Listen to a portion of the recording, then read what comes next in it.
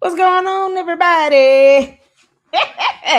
Come on in, take a seat. Come on in, take a seat. Oh, Lord. Y'all come on in here. I got to do a live, y'all. Shout out to all of you all that tuned in to Gary on Pyramid Tactic. Oh, we love you, honey. Get you some sleep. Y'all come on in here. How y'all doing? Y'all know I had to do a live because we got to talk about this. Oh, man. Look, Ellie said, paid alive. Woo woo. Shout out to all of you all tuning in. Mr. B5 Mindy. Shout out to the Mods up in the LLC. Jim. Melanie, I see you. Wait, this is right, I think. Yep. Valedictorian, how you doing? What's going on? We need an update on Harpo. We got to. Let me see what's going on with that case, y'all. Hell, Lordy. Because Candace. Oh, man. I want to know if they filed a motion for... Hold on. I'm trying to see. Summons returned unexecuted by U.S. Marshals as to Mitchell Snow from June 26th. Shall, did they file a motion?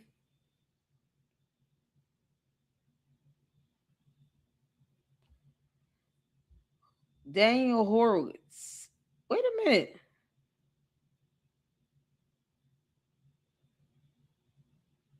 They moved the case. Oh, we got to look this up.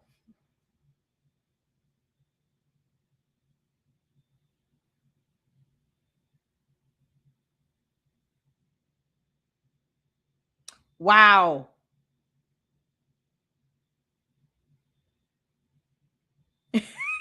They trying to, let me show my screen. Yeah, I'm sorry. I'm reading this. Let me show y'all what I'm seeing. Oh my goodness. So much. I was hoping for a default. Where is that at?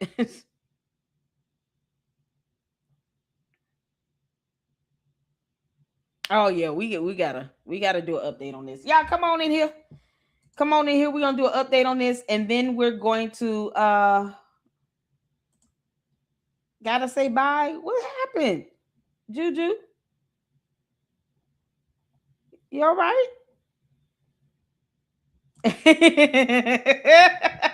Oh, we have fun over there. Don't stop. I know.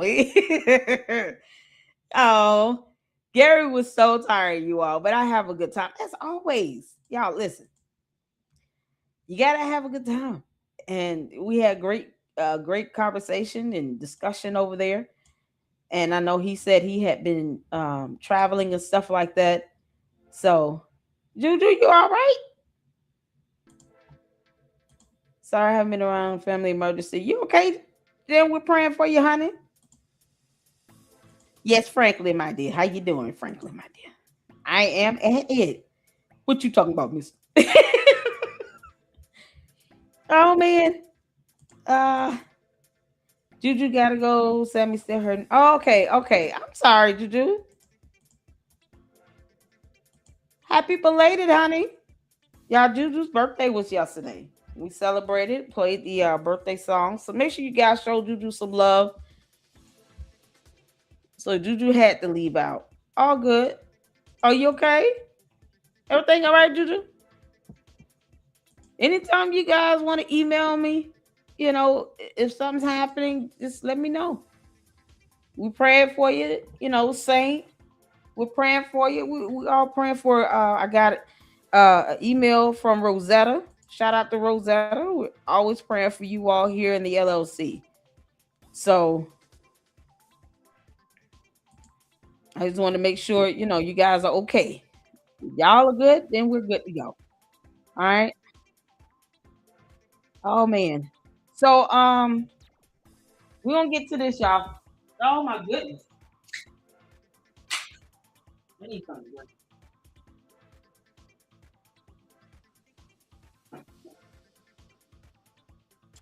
All right, we got to get to this because I was hoping to see. Y'all make sure y'all hit that like button as you come in. And if you have not checked out the collab I was just on with Gary at Paramount Tactics, please go check that out. I streamed to the LLC main channel and to Twitter X. So make sure you guys check that out. Right now, we're streaming to both channels on YouTube as well as Twitter X. So wherever you are watching, thank you so much for tuning in. You could be watching anyone else, but you choose to hang out with me. And we bless God for it. Thank you so, so much. And I appreciate the support, you all. Hit that like button as you come in. If you have not subscribed to the Lady Luck Club, please come on over to YouTube and subscribe. We're on the road to 50,000 supporters, and it can be done. So make sure you subscribe, hit the like button, hype it up, and let's get into this. What's going on? Yas is up in the house, okay? Don't stop. I see you up in here. Oh man, it was awesome. It was short, but it was awesome. What's going on, Ashley? I see you up in here. How you doing? Ryan Morrow just got through live streaming. Make sure you guys go and support him and check him out. Raven Grace's post, all the judges accused of says, yeah, I see. Y'all, oh my God. So, okay, let's go from where we left off at. I see the order down below for the recusal. There is an order granting. This right here is annoying because that's all Candace does. She gets these attorneys and then they're asking for time to, get extensions, and she waited to the midnight hour to get these attorneys. She had 21 days from the date she received the actual lawsuit to file a response or an answer, right? She waits to that 18th, 17th day to actually get an attorney. And then they wait forever to the day before that 21st day would have came up to actually try to file an answer. And then when they file something, they filed the motion for extension of time to respond so that they can add on an additional 10 pages to their answer. And then that motion was granted. Why do they keep letting this happen? Who knows? But it wasn't just the judge being recused. It is going to a different circuit. It moved to Circuit 6. We'll get to that in a second. So we're going to go over this, and then I have a couple videos I want to check out. Twig and Berries got up and testified for Tyler Robinson. I do want to check that out. Just a little bit of that. And then Milk Bar has some new videos out I wanted to check out. And that's going to be off of this one so that I can do a live on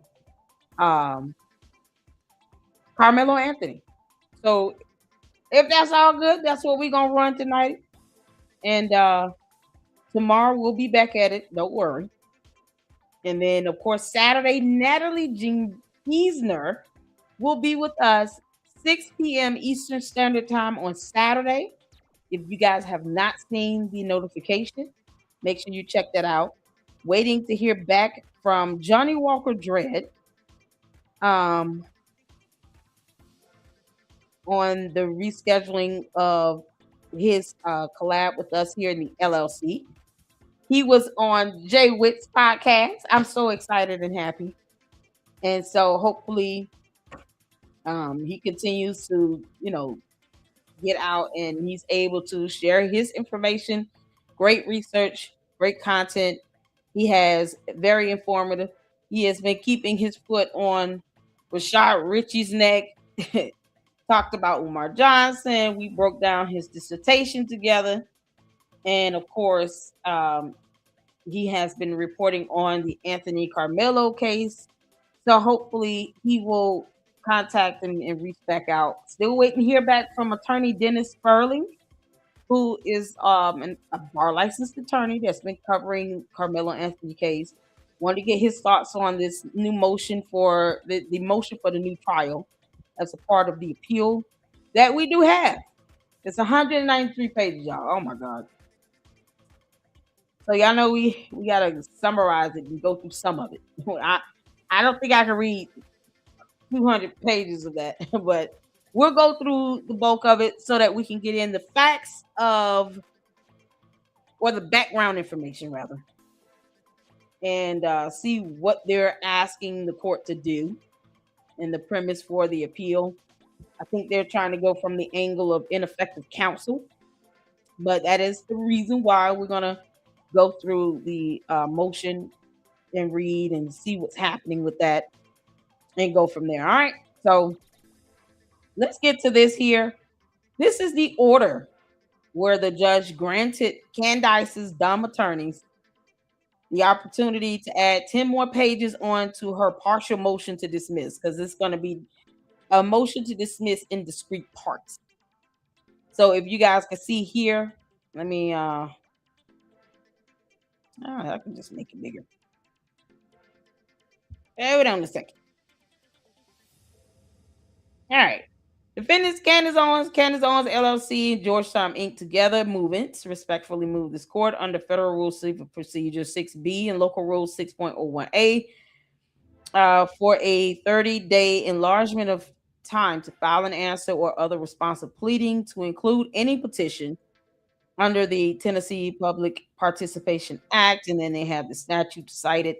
Movements waived service of process, which request was sent by plaintiff Brian Harpole on May 8, 26. Accordingly, Movements' current deadline to file a responsive pleading is July 7, 26. So she waived service of process. The requested 30-day extension would change Movements' deadline to August 6, 2026. So August 6, 2026, they're saying is when you should expect to see our answer. That's going to be 35 pages. Oh my God. No return of service for defendant Mitchell Snow has been filed with the court as of the date of this filing. Why? Because he's dodging service. Candace, are you going to get your co-defendant to take service in or what? Because according to the docket, that service was returned from the U.S. Marshals because he's a punk ass. You can't make this up, but they want subpoena power and discovery. Boy, this is not the way to get it. You can't make this up. Oh man, so since there's no return of service for Mitch Snow because he's hiding, that has been filed with the court, move and submit that good cause exists to give them additional time to review, investigate, and respond to the complaint in light of the length and complexity of the complaint, which contains over 150 numbered paragraphs of allegations regarding several months worth of communications and media coverage and hours of podcast footage. It is their client's fault. Candace, your attorneys are complaining about having to file an answer based on all the dumb videos you made. Now they're saying, Your Honor, we don't have, that's not enough time, and we need 10 more pages, and you need to be able to file a full answer because this complaint is so lengthy. It's got all this footage and all this evidence, brought forth by their client. No one told Candace to make a video every time she was in a mood and was throwing a tantrum. No one told her to do that.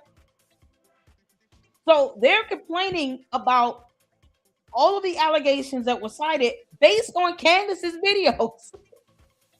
Based on all the information, all the evidence, she basically laid it out for Brian Harpole. Between her posts, her videos, any text messages, emails, anything. She's made it very easy. She texted Brian Harpole for a minute. It's like she was texting Brian Harpole to force him to come on her show. No. Once you waive service and receive this complaint, you don't continue to reach out to him. No, your attorney reaches out to his attorney. So, Candace, we don't want to hear that nonsense.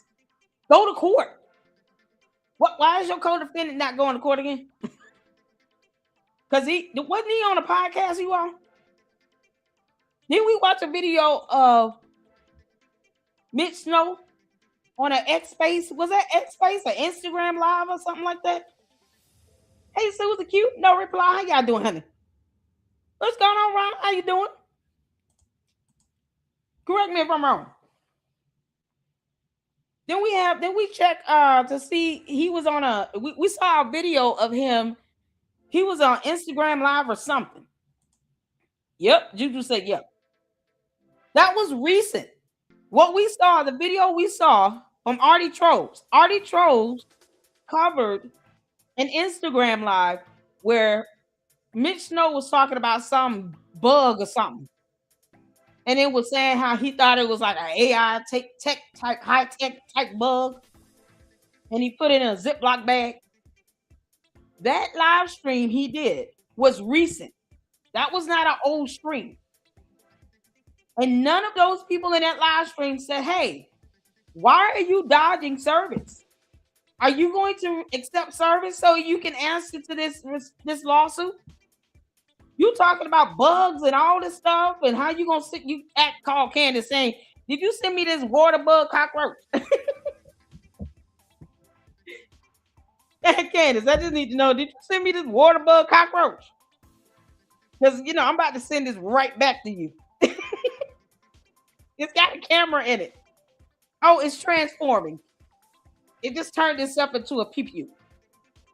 Candace, you sent me a water bug cockroach that transformed into a water gun pew-pew. Why you send me this? Oh my God. So Transformers is coming to life in Miss Snow's house. All the cockroaches unite. Optimus Prime will be very upset to find out one of his comrades is sitting in a Ziploc bag in Mitch Snow's house. Mitch Snow got the transformer. He got a transformer bug in the Ziploc bag. You think that don't you think the government would want to know that there's some sort of AI bug that belongs to the Autobots? It must be a Decepticon. It had to be a Decepticon. I'm surprised it has not pew Mitch Snow in the neck and put his ass to sleep. What the hell? All this stuff he said in the live stream. You can't make this up, Lord. You just can't make this up. This all happened in the live stream, y'all. Artie Trolls did a video covering that. It was comical. And yet, none of them even said, hey, dude, can you please accept service? And the U.S. Mitch Snow, the U.S. Marshals looking for you. They're trying to serve you this lawsuit. It's a federal lawsuit. I thought you want subpoena power. What happened to that in Discovery? Do you know what Discovery is? Can you spell the word Discovery? He would have had to get off that live stream with me. He wouldn't last 5 minutes. Like, hey, Lady Luck, I heard you can't say, I hate your guts. Oh, okay. Well, I'm going to go. You're an idiot. Can you send us that Transformer Autobot bug, please? Go get that Transformer Autobot. I'm just here for the Transformer. I grew up watching that cartoon as a kid. I love it. G.I. Joe. Oh, man. Then turned around and watched Sesame Street and Blue's Clues. Like, you can't make this up. Big comfy couch. Oh, those were the days. All right. Get that. So they didn't ask him, why aren't you accepting service? A waive service and then respond, right? No. It came back undeliverable. So movies submit that good cause exists. They're saying, we got to respond on over 150 number paragraphs because Candace did all these videos on her conspiracy theories, and she's still an idiot that refuses to read a book. Candace also does not know the freezing point of water at all. She had no idea what snow was or thunder. Somebody need to ask her that on cross exam. Mrs. Owens Farmer, can you tell us exactly what thunder is? And she's gonna look at Jordan and say, "What you tell me that time? You said it was something about lightning. You said don't worry about the lightning. It's a thunder. Or I gotta worry about both." Jordan's gonna be like, "Oh my god, where's Milo?" Yeah, good. Can we have a recess, Your Honor? I have to go to the bathroom. And he's just gonna leave the court and never come back. He's gonna leave us sit down. Oh my god. So since Candace did all these shows because she's obsessed, movies are currently drafting and revising their partial federal rule of civil procedure to be motion to dismiss the plaintiff's complaint for failure to state a claim. See, this is the whole thing here. Failure to state a claim. How they fail to state a claim, but you talking about there's 150 allegations where they stated claims. Her attorneys are boy, they got to reach for the bottom of the pits with this one. The Tennessee Public Participation Act petition to dismiss the plaintiff's complaint, partial motion to strike, and incorporated memorandum of law. And of course, the memorandum of law or the brief itself accompanies the motion. That's where you have the case law cited, where you have the law actually being interpreted. You're trying to argue based on the law why this lawsuit, lacks merit. Blah, blah, blah. Due to the complexity of the issues to be addressed in the responsive motion, movements respectfully submit that a 30-day extension is appropriate. Undersigned counsel has conferred with counsel for plaintiff and is authorized to state that the plaintiff does not oppose the requested relief. See, here's the thing. You're invoking court rule that is still supported by law itself. It's kind of hard unless you give a legal reasoning. It's kind of hard to object to it, especially if this is the first request for an extension. Now, at this point with the McCrone lawsuit, the McCrone's attorneys, all 7 of them, need to vehemently oppose any further requests for extensions. Candace has rescheduled a court hearing 3 times. And let's not forget all the extensions she received just to file responses. The answer and then the answer to the amended complaint. They asked for extensions to do their answers with the McCrone lawsuit. So you're going up on a year where you have not even had the motion to dismiss hearing. A hearing to address Candace's motion, where she now has 1 attorney left. Candace, you are a bum, you dumb demon. 1 attorney left, because 2 of them withdrew.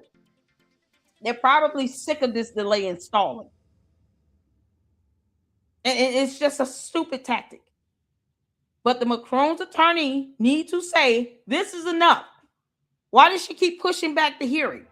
She's going to Spain. She went to Russia. She's going to Italy. She's out here getting on both knees in front of George. Like, all this nonsense that she's doing. Well, she could have came to court. Why is it taking this long? This is her motion. This hearing is on her motion. She's the movement in that motion. Same as this. This is their motion. They're seeking to dismiss it because she does not want the smoke.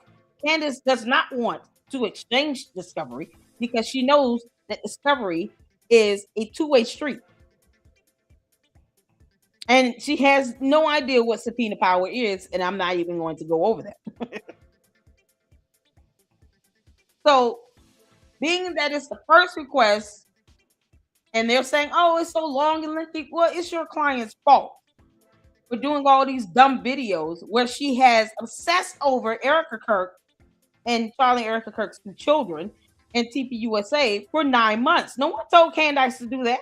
She brought all of this upon herself. And we're waiting on Erica Kirk to drop her federal lawsuit upon Candace's head. We'll be here for that. So movers request that the instant motion be granted. And of course, there's a certificate of service. So let's go back. Bada bing.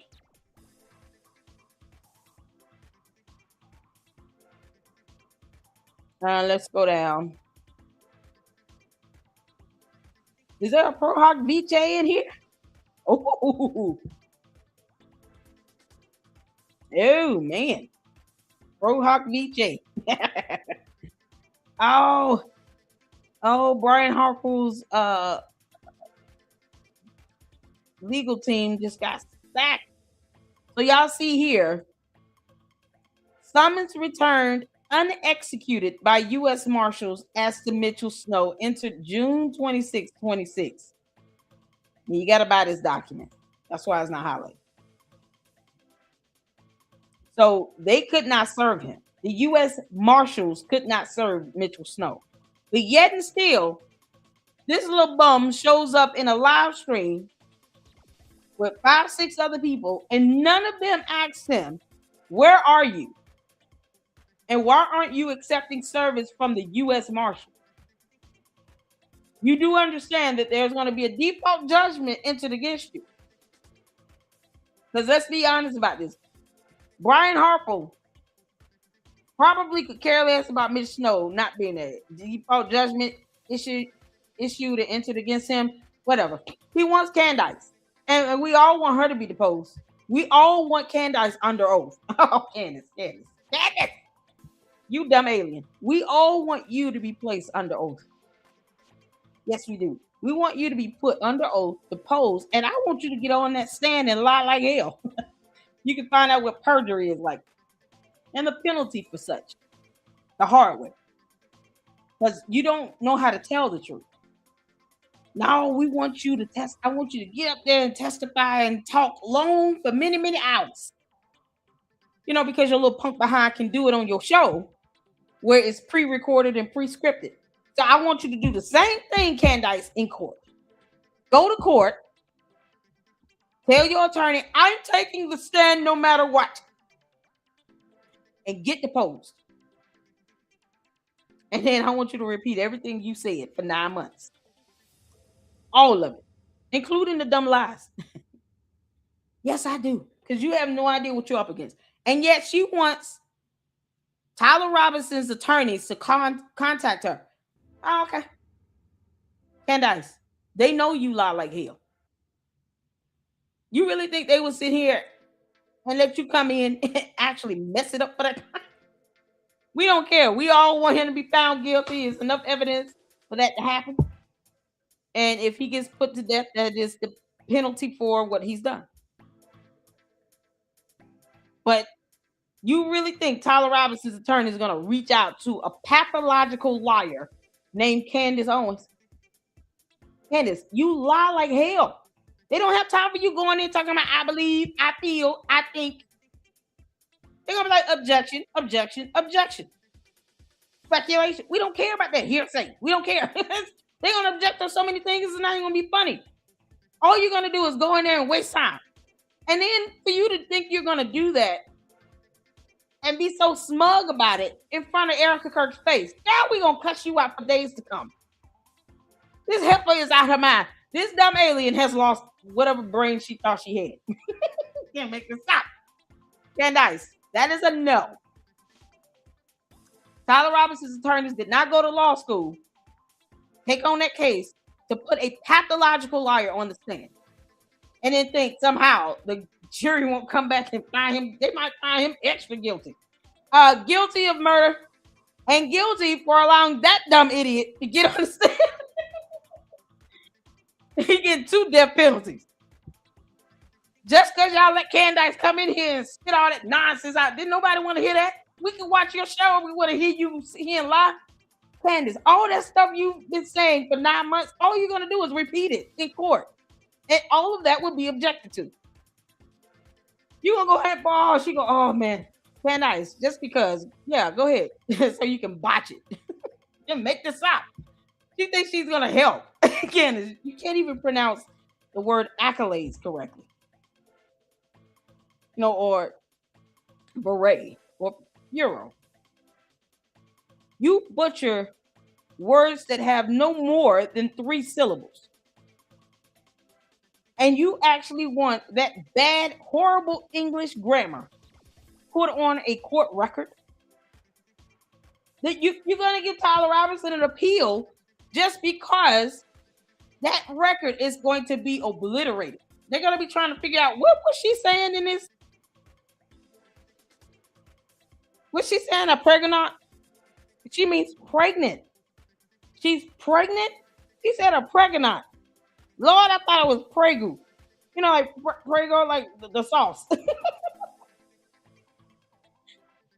That court reporter is going to be mad. The court reporter is going to be like, hell no, get off the stand. I can't, Your Honor, I'm sorry. I have to object to this. Court reporter is going to object to Candace. I don't understand the words she's using. Her English is so jacked up. It's just awful. I have to keep trying to figure out why does she keep saying barrette? What barrette? What's the barrette? Acolyte? What does that mean? She thinks she has subpoena power. The court reporter is going to object to Candace. Because that poor court reporter is going to sit there and try to figure out, oh my God, I can't believe she's butchering the English language. And she has a degree in English and journalism. Candace, do you really? You dumb liar. She says she has 2 degrees, neither of which we've seen. And she just won't even show them. One of them is supposed to be in English. Not when you keep saying acolytes. Now that court reporter is like, I'm not doing this. Y'all gonna have to hire somebody else. I'm taking a break. Y'all, I'm going to the bathroom. We ain't doing this. Ooh, they don't get that dumb girl off the stand, they better. That's exactly how that's gonna go. Girl, bye, Felicia. Ain't got time for your bad English. Retarded ass. Retarded, as Ben Shapiro would say. Oh my God, y'all. All right, so let's get to this here. So I think we went over the motion on preserving, let's see, to preserve documents, cellular telephones, and other electronic devices. Yeah, we did go through that. Oh, this was 14 pages. And then they had the memorandum of law attached to it. So you got the motion first, and then the memorandum of law. That's why. But they got it done in 14 pages. Why would Candace's attorney need 10 additional pages to file an answer again? You can't make this up.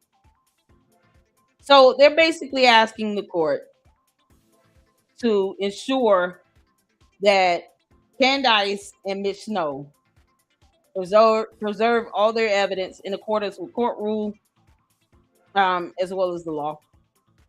Typically, it's to be expected that you're going to do that, but they're saying, okay, Mitch Snow is hiding from the U.S. Marshals. Somehow he showed up in a live stream somewhere, but he won't accept service. And more than likely, he's not going to answer, and it's going to lead to a default judgment. It does not mean that they cannot use the discovery or any evidence regarding what Mitch Snow has said in this case. Just because he's not accepting service and not answering or participating in this does not mean that they cannot use any email exchanges, any responses, text messages that he sent to Candace in furtherance of this conspiracy to defame Brian Harper. Does that make sense? Hit the phone. Plus, he got in a whole video and chose to go on her platform and say all that he said. So you all see here, this is a footnote here. Defendant Snow publicly stated he gave everything to Candace Owens. The Exhibit A, he further publicly stated that the phones, plural, are locked up in safety deposits. The Exhibit B, Whatever everything means and whatever phones he is talking about need to be completely and immediately preserved. They're saying he made it seem as if first he said he got vetted by Sloppy Joe Kent. Y'all remember that? He said in a separate video, Sloppy Joe Kent vetted him. I would not be shocked if they had Sloppy Joe Kent subpoena just to testify to what this vetting looks like and why would he need to be vetted to go on some random blogger show. Because Candace is not an independent journalist. She's not even smart. So who needs to be vetted to go on her show? And why would someone that worked with the federal government, because, you know, it's the hypocrisy for me. Someone who worked with the federal government, Sloppy Joe Kent, correct me if I'm wrong, worked with both the CIA. No, he was the director of the National Counterterrorism Center.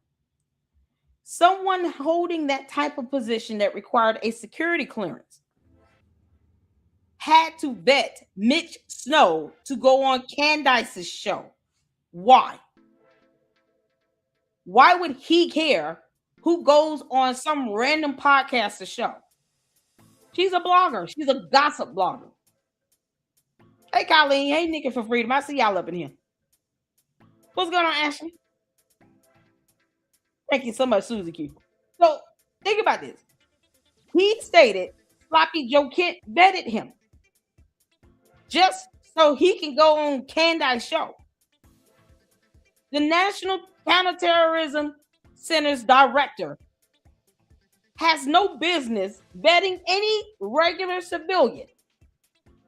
Thank you so much, Nikki, for Freedom. I appreciate it, girl. No business trying to vet a regular civilian to go on some podcast show. That's so highly inappropriate, it's not even funny. And he did this while he was serving in his position. Keep that in mind. Sloppy Joe Kent, according to Mitch Snow, Sloppy Joe Kent vetted Mitch Snow while Sloppy Joe Kent was serving as director of the National Counterterrorism Center. Why? It doesn't make sense. And that's like Kosh Patel betting me to go on Gary's show. Why would he need to do that? Why would he need to do that? Why would Kosh Patel, the FBI director, need to vet me before I go on Gary's show with Paramount Tactics? It's so crazy that, you know, yes, Nikki for Freedom, tell him to email me. We can make that happen. Shout out to him. And it's so crazy for Mitch Snow to say that. He admitted that. Joe ain't no Clark Kent. He sure ain't. But he somehow, Sloppy Joe Kent, vetted Mitch Snow just to go over there and lie along with Candace on Candace's pre-scripted, pre-recorded show. So Sloppy Joe Kent knew in advance that Mitch Snow was going on Candace's show. Does that make sense? That speaks to intent. That wasn't some fly-by-night. Oh, he just called me out of nowhere. Here's the call log. Here's the text. I had no idea this was happening. No, this was premeditated. This was pre-planned for the director of the National Counterterrorism Center to vet someone to go on Candace's show to lie about seeing any person on a U.S. military base. That is absolutely beyond the scope of his job. And he wonders why he's under FBI investigation. Now Sloppy Joe Kent, who threw a tantrum and quit, is under FBI investigation. And people are like, well, what? Why does he think he released sensitive, confidential information? What do you mean?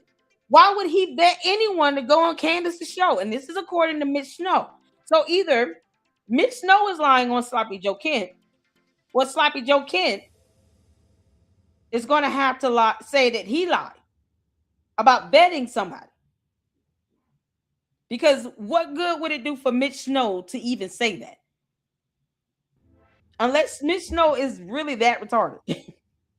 He knows that there's a penalty incurred for saying someone like Sloppy Joe Kent, who held that high position that required a security clearance, vetted him so he can go over there and talk to Candace and gossip with Candace and lie like hell.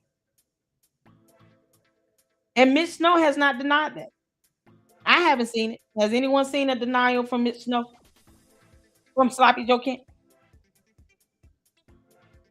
Sloppy Joe Kent has not denied what Mitch Snow stated about being vetted. So if you all see any pushback or denial from Sloppy Joe Kent, let me know. Because I haven't seen it. I have not seen or heard Sloppy Joe Kent come out and vehemently say, I did not bet Mitchell Snow to go on Candace Owens' show for any reason whatsoever. Here's the video he said where he claimed that I betted him. He lied like hell. I didn't do that. I haven't seen it. I have not seen it. So imagine now Brian Harpool saying, okay, cool. So you claim that Sloppy Joe Kent betted you so you can go on Candace's show? What did Sloppy Joe Kent discuss with you? How involved is he in this matter? Y'all see where I'm going with this? If the FBI director, Kash Patel, serving as the FBI director, is somehow associated with having, if I come out and say he betted me to go on Gary's show, because that's not something people say normally. Like reasonable, normal, same-minded, normal thinking people don't just say stuff like that, right? You don't say stuff like that because that's something that you would have to prove at some point. Somebody's gonna call you and say you said Joe Kent betted you to go on Candace's show for what? When she do that? What's the date and time? What else y'all talk about? Yeah, because we ain't playing that with him. He under FBI investigation. We think he leaking out secrets. At some point, that's gonna come back and bite him in the butt, and he's gonna have to actually explain it. That's just a dumb lie to tell, and it's not a normal thing people think to come up with. Yeah, I got vetted to come over here. What do you mean you got vetted? Why would anyone bet you outside of Candace and her dumb team of morons that can't read and George Farmer and maybe Milo? Andrew Tate. Anything beyond them. Why would anyone beyond Candace's team bet you to go on her show? Why would the director of national counterterrorism vet you to go on her show? For what? He could have just showed us his DD-214.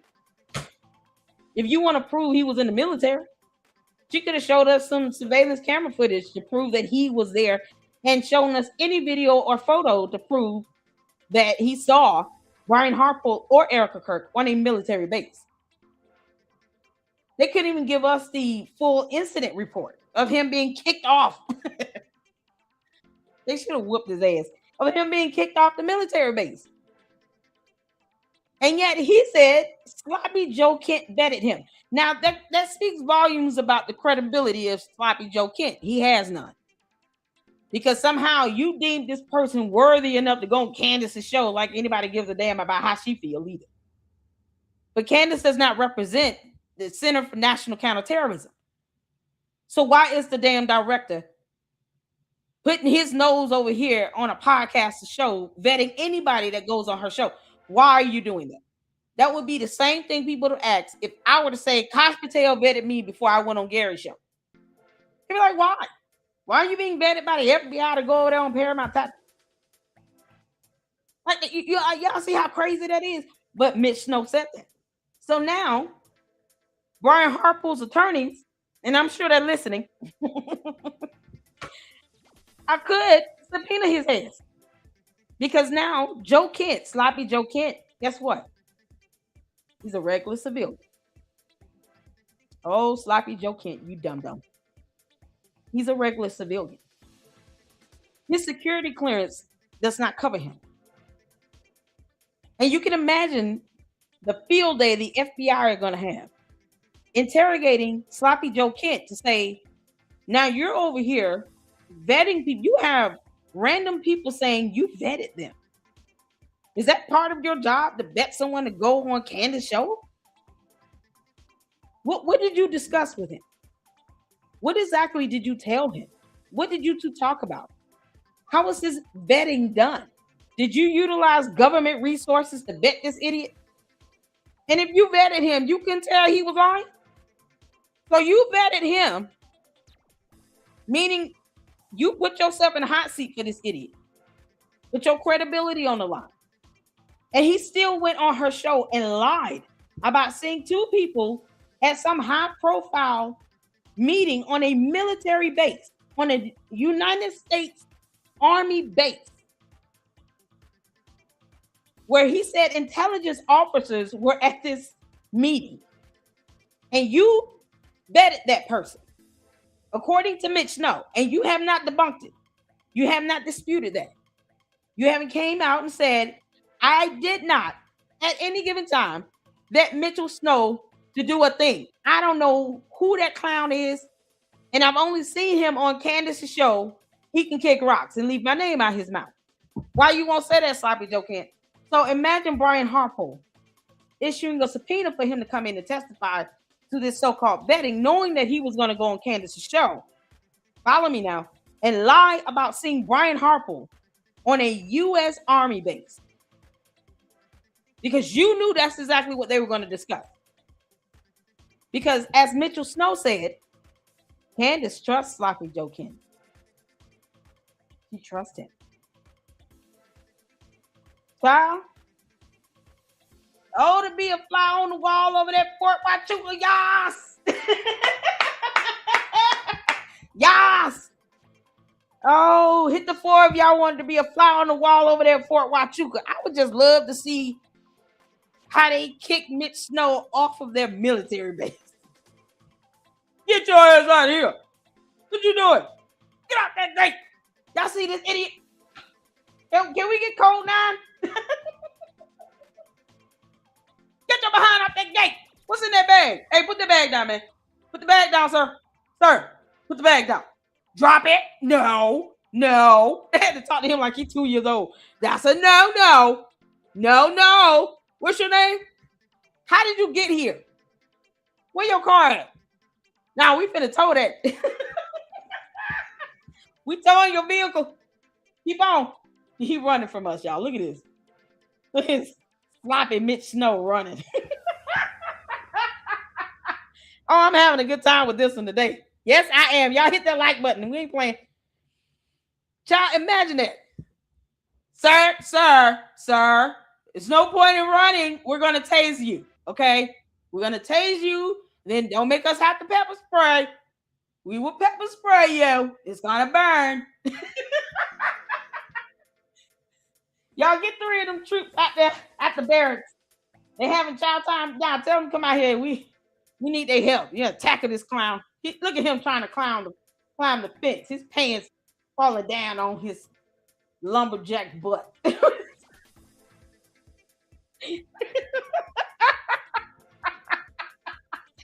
Look at him climbing that fence like an idiot.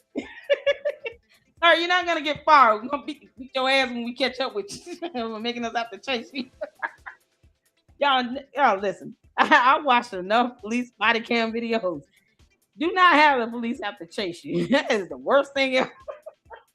Y'all, they tired as hell, huffing and puffing, and they get mad. Oh, they be so mad. I can't believe you sent me on a chase. You were only going to get a speeding ticket.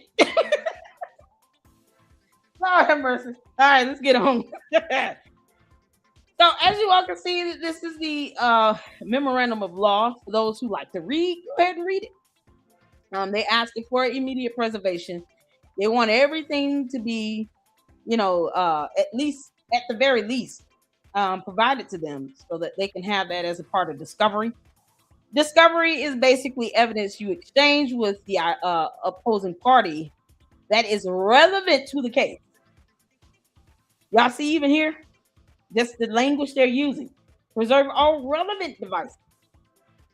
They're saying, look, phone, tablet, laptop, whatever you utilize when you did this show with Candace, the dumb dumb alien, dumb dumb who was dumb dumb, after you were vetted by Sloppy Joe Kent, because reasons. Yeah, no, we're gonna need that. We want emails, we want texts, we already got the video. Any other calls, recorded calls, or anything? Candace, did you record your calls with Mitch? No. I hope you did. If not, you're an idiot. Because then it's gonna be your word versus his. You might turn around. Y'all, wouldn't it be funny if Mitch Snow turned around and sued Candace? I'm suing her because she caused me to get a lawsuit. I went on her show and lied like hell. And she raised all this money in this Save Go Now. And now I'm suing her because she knew damn well I could not afford an attorney. Now I've been hit with a federal lawsuit. The audacity. Sloppy Joe Kent didn't tell me that. Oh, Lord. Candace, I hope he doesn't. Just for the entertainment of it all. So all relevant evidence, devices, they want it. And, you know, at the end of the day, Candace is definitely going to have to give up whatever she has. So moving on down. John Chow. Let's see here. There's a notice of appearance on behalf of Candace. So she got another Daniel Horowitz on July 2nd. It was last week. Order filed an unopposed motion for leave to file a response to the complaint that does not exceed 35 pages. And this is from the motion, which is docket number 21. So when you all see that, they're just referencing the docket number. If you look on the side over here, this is how you can follow along. Y'all see that? So referring to just docket number 21, as opposed to naming the actual motion, it's easier to just cite the docket number. That makes sense. Hit the phone. The motion is granted. This is the order from the judge. All right. So motion was granted for them to be able to take another 30 damn days to file 10 more pages for an answer.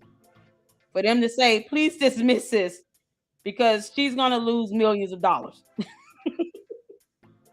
Plaintiff has filed a motion for an order requiring defendants to preserve their documents, cellular, telephones, and other electronic devices pending this litigation.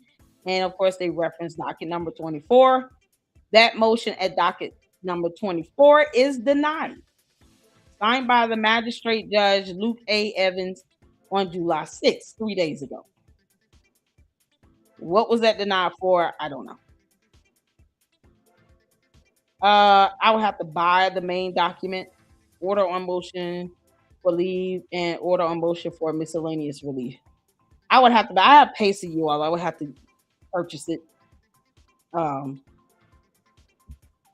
guess I have to do that, and then that way I can show you all tomorrow. So, Maz, email me and remind me to get the orders from Pacer. Just remind me on that, and that way I can, when we're done, I can go ahead and just get these documents that are this notice of appearance. Whoever Daniel Horowitz is, yeah, he's choosing to represent Candace. Luck with that. But I definitely want to get this order on motion for miscellaneous relief because I want to know why they denied that. Unless it is being deemed as redundant, seeing that you do have court rule and the law regarding preservation of evidence. I just want to know what the judge had to say as their response. Then you have Tennessee State Bar status verified for Daniel A. Horowitz. So that's that. Order of recusal. Y'all, this was docketed on July 6th or July 8th. July 8th. There's an order of recusal. And it's short. Brian Harpool v. Candace Owens et al. Order. All district As all district judges and magistrate judges of the Middle District of Tennessee have this matter, a district judge from outside the district will be designated by the Circuit Court of Appeals. So the Circuit Court is going to assign the case to another district judge outside the district. The district will be based on where Candace resides. And since you can't have the same level court reassigning cases, it's like their boss has to do it. Their boss being that Sixth Circuit Court of Appeals. Does that make sense? So their boss is saying, okay, you all have recused yourselves probably because they don't want to be involved in this. And they might know who either the plaintiff or defendant is, has some dealings or whatever, right? They're like, to ensure that we have some neutral, hearing and a level of impartiality, and to eliminate the impropriety of bias, we'll just recuse ourselves. This needs to go to a different district as well. It could be because Candace is an idiot, but also a public figure. So, imagine all the people trying to go and get information, quite possibly put the judge in danger of being harassed. Her candy ass cult members are stupid. There could be a myriad of reasons. They did not outline. When the designation is made, the case will be reassigned. So more than likely, you'll go to a district that borders the Middle District of Tennessee. So whatever borders that, because now you're talking about this going to a totally different court where it cannot be too far out the way. Most likely, it goes to the neighboring district. Does that make sense? Now, unless there are some rules or laws in the state of Tennessee, correct me if I'm wrong. If you're an attorney, let me know. Or you came across some information, let me know. But typically, that is how the reassignment and establishing jurisdiction goes. It's based on where the plaintiff or defendant lives, or their LLC's businesses, if it's a corporate entity, where that's registered at, which is why they have jurisdiction in Delaware. But since they are saying that this occurred, all of this occurred with Candace being in Tennessee, and we have Miss Snow, this is the jurisdiction. Since all the judges recused, it's probably going to go to the neighboring district. I'm just like, if Candace knows who this William C. Campbell, Chief United States District Judge. Now you all see who signed this order. This is a chief judge for this district. Does that make sense? So for the Middle District Court, of all the district judges, this judge is the chief. He's the boss. Y'all get that? Why did they do this? Like I said, myriad of reasons. I wouldn't,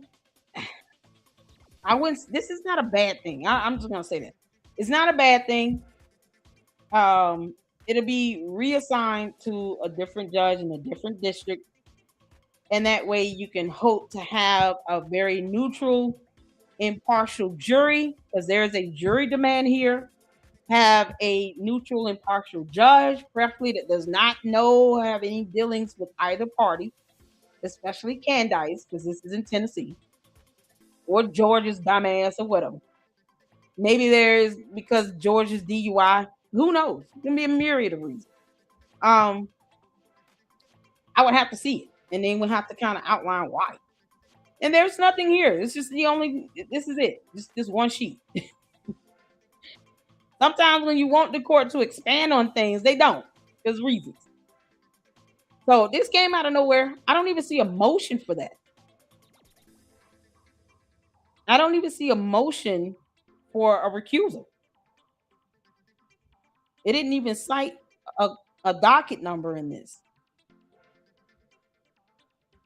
So why did this happen again? I mean, like this just kind of came out of nowhere.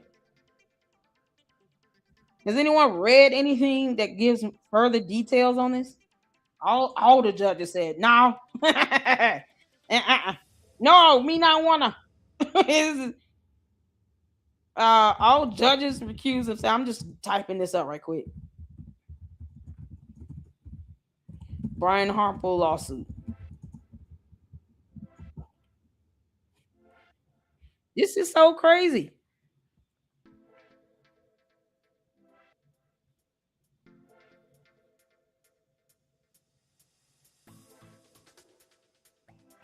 Every judge, this is so crazy.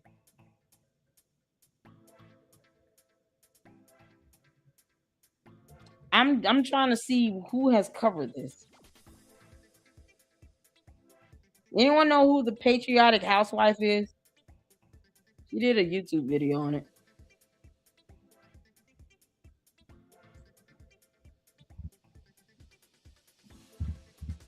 Y'all let me know if anyone knows. Hold on. Let me see what's over in the comments. No reply, you here? Where's no reply or Mindy? Y'all have any information? Francisca? Anybody know more about why this happened? This is so crazy. And even it's being reported as mysterious. Like what?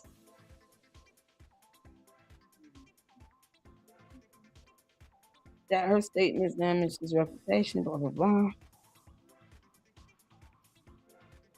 All the district and magistrate judges said nope. Oh, this is priceless.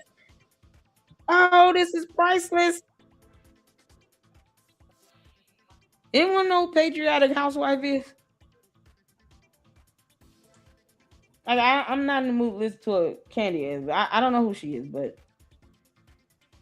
I know, right? Laura Loon. Y'all, what if it does have something to do with Georgia's DUI? Georgia, you out here threatening these judges? If any of you take on my wife's case, no, none of that. Nothing. No. Zilch. Zilch. I will sick Andrew Tate on you. George, you out here threatening these judges, you punk ass. But they wouldn't fly to Arizona to face TPUSA in person. Because George said no. He said no, we have plans. We got his birthday is coming up. I ordered a cake. Ice cream's gonna melt. I got 5 kids, or 4.5. This foreign baby in me, I didn't even know was in there. I'm a pregnant. I can't do it. Now, yeah, nice. You are finding every way possible to avoid court. And you want people to sue you so you can keep dodging. You might as well, Candace, why not just have a default judgment entered against you? Why did you waive service? Why waive service? Waiving service is saying, okay, you don't even have to serve me. I'm going to participate. That's what that Tennessee Public Participation Act is. I'm going to participate in the proceedings and I'm going to get representation and I'm going to defend myself and blah, blah, blah. Why? And you have all the judges recusing themselves. He had like 5 birthdays. Hey, see, Susie, Sifa, I see you up in here. I'm a pregnant. So all the judges got to recuse because Candace is a pregnant. Can't make this up. This is so crazy. Oh, Lord have mercy. If no one's heard of patriotic housewife, she covered this. I don't know if she's an attorney. Lady, who are you? I'm trying to figure out. Oh, God. I'd rather hear an attorney break down on this, personally. She's on YouTube. Is I'm not in the mood for no candy ass. Is she at the least at the very least neutral. You know? Oh man, hey cheap lady.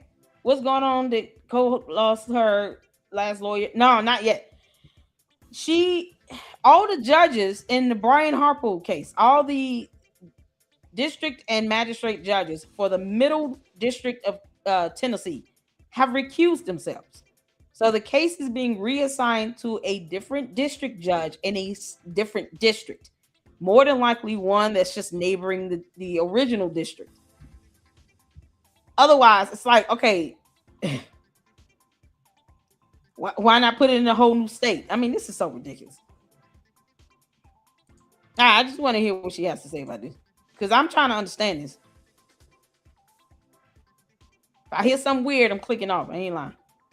Housewife. Well, I've been covering the Tyler Robinson trial. Uh-oh. What's going on with your in between taking a break from watching it, I went to check X just to see like if there's any Okay, hold on. Updates that I'm missing as I continue to watch, and I've been checking Brian. What's going on? No, Lord. Hold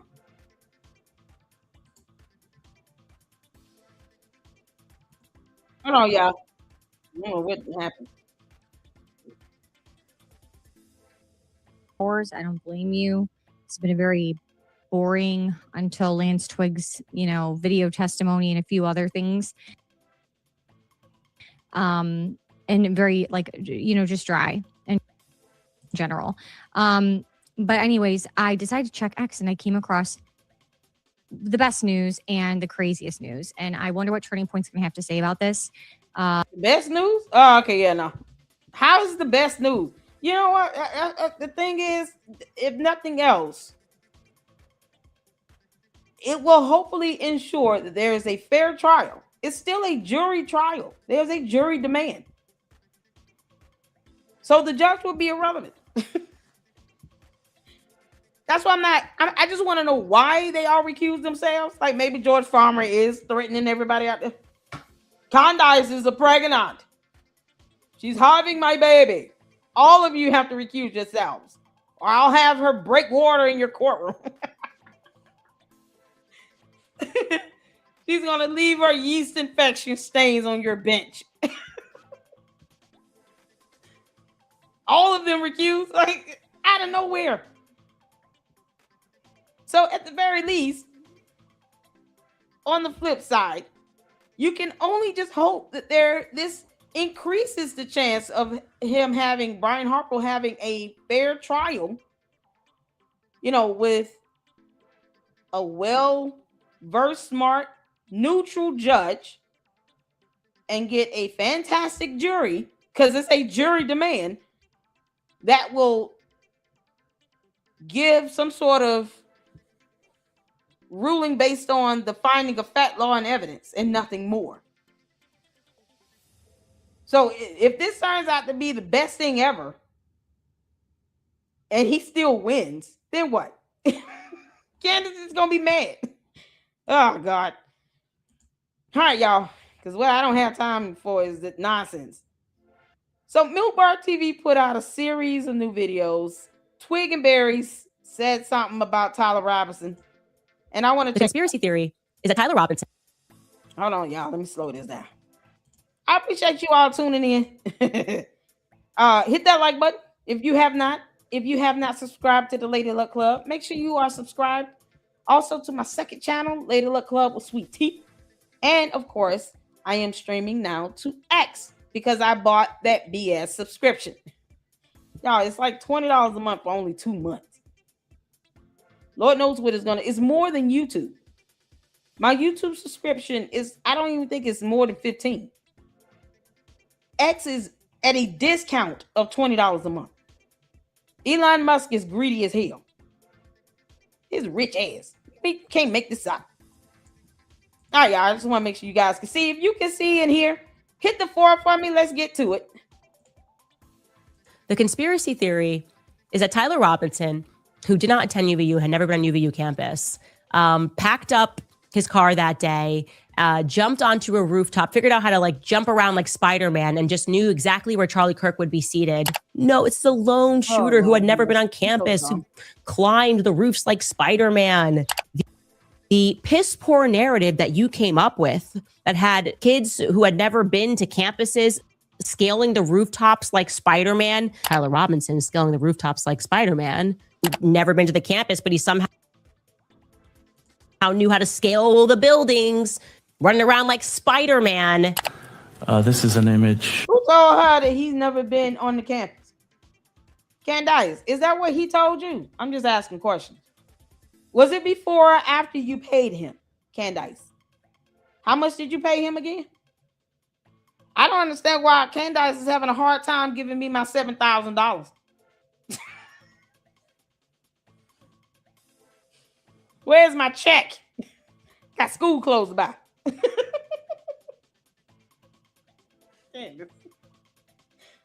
Oh my God, the buffoonery that comes out of her mouth. You gonna eat these words, Candace? You gonna eat these words? See, all these words shall be used against you in a court of law. Why would I want Candace to stop talking? She think people, no. I personally don't want her silenced. I want her sued. Lord knows she's giving enough evidence in every video, every time she puts up a post. Anytime she opens her mouth and feel that the somehow entirety of the internet needs to know what the hell she's saying and thinking for the day. She is lying and also providing evidence. Candace, why would we want you to stop doing it? Oh, girl. I don't even know if the statute of limitations will ever end at this rate. I forgot to say that on Gary's show. He mentioned the statute of limitations. Well, see, here's the thing. Just like with the Macron lawsuit, when she doubled down after getting the Macron lawsuit, what was the first thing they did? The Macrons. What did they do? 5 points if you can get it right. When Candace got served the lawsuit from the Macrons and she doubled down, what did they do in return? Let me know in the chat. What did the Macrons do after she doubled down? Mindy got the 5 points. They filed an amended complaint. So keep this in mind. At this point, the Macrons and Brian Hartwell is like, every time you talk, we can just add on to this. Your attorneys still have yet to tell you, shut up, Candace. Because they're already asking the court for extensions to add 10 more pages to essentially a motion to dismiss, motion to strike, because they feel that there is no claim that has been stated, even though there are sufficient claims stated. They outlined exactly how she violated federal laws and how they are entitled, Brian Hartwell is entitled to damages. You're not going to have a lawsuit like that so meticulously well done and prepared, only for the defense to come back and say flat out, Brian Hartwell is up to 7 attorneys, that all of these attorneys failed to state a claim in this lawsuit. And then when she gets served the lawsuit, just like she did with the Macrons, what did Candace do? She doubled down. This is her pattern. And every single time his name comes out of her mouth, it's just another addition to this. So it's hard to determine the start of this timely filing statute, like as far as what was the first official day the courts would count as being day one in order to determine if the timely filing would even run out. It's hard to determine that because she continues to double down every day. She says something or posts something that does nothing but add evidence to Brian Hartwell's lawsuit. And it's certainly going to have Erica Kirk and TPUSA's lawsuit stacked. They've sent this girl at least 2 or 3 cease and desist. And what they outline and lay out in those cease and desist is going to be part of the foundation for a lawsuit complaint. So how do you know where to begin when she started this onslaught of conspiratorial BS and defamation, conspiracy with intent to defame? You know, what would be the first official date? I mean, one would ask, would it be the day she had Mitch Snow come out? Who knows? Because that's who they're suing as well. He's the co-defendant. So at the very least, you have to go back to when she had Mitch Snow on, because that video, as well as Mitch Snow being named as a co-defendant, is crucial to the foundation of that case, and it helps to show the intent, the conspiracy to defame, because they planned all of that out. They planned out what they were going to say. Candace and Mitch Snow had communicated prior to this pre-recorded, pre-scripted show. It was not just a live, like what I'm doing right now is live streaming. She pre-recorded and pre-scripts her shows, and then she premieres it. I try my best to even tell you all when you're watching like a pre-recorded. Right now we're live. All of this is off the top. Candace has the inability to do that because she can barely speak English. I'm pregnant. But the time, as far as the timeliness filing, at the very least starts to the day that he came on her show. Here's another reason why preservation of evidence is relevant, because now they can get that communication and show the first day they actually even communicated with each other. There lies the start of the conspiracy. Does that make sense? Hit the four. You got to have a starting point with this when you're talking about a conspiracy where they intentionally and knowingly, willfully, wantonly decided they are going to defame Brian Harple and Erica Kirk. So naturally, it would be reasonable to say, at the very least, the first date is the date they first communicated with each other. Not necessarily him reaching out to her, as she claims, but when she responded back and they had an exchange of communication. Does that make sense? That was last year. Wasn't that last year when Mitch Snow came on? Anyone know the day of that show? What was the date that video was released? Was it November last year? Hey, Wyoming Gal, how you doing, honey? Good to see you. Mira Kay, I see you up in here, Sal's. Shout out to you, Jim. Thank you so much. Anyone remember the day he came on Mitch Snow went on Candace show? Y'all hit that like button.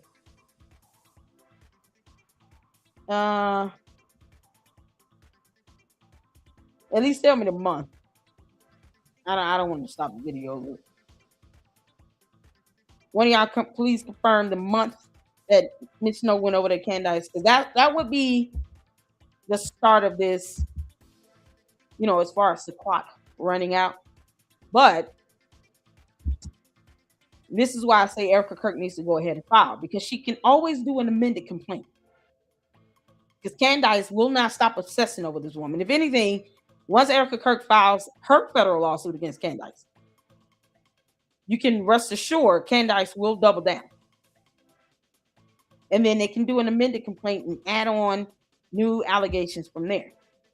But filing the initial complaint is crucial so that you do not run out of time.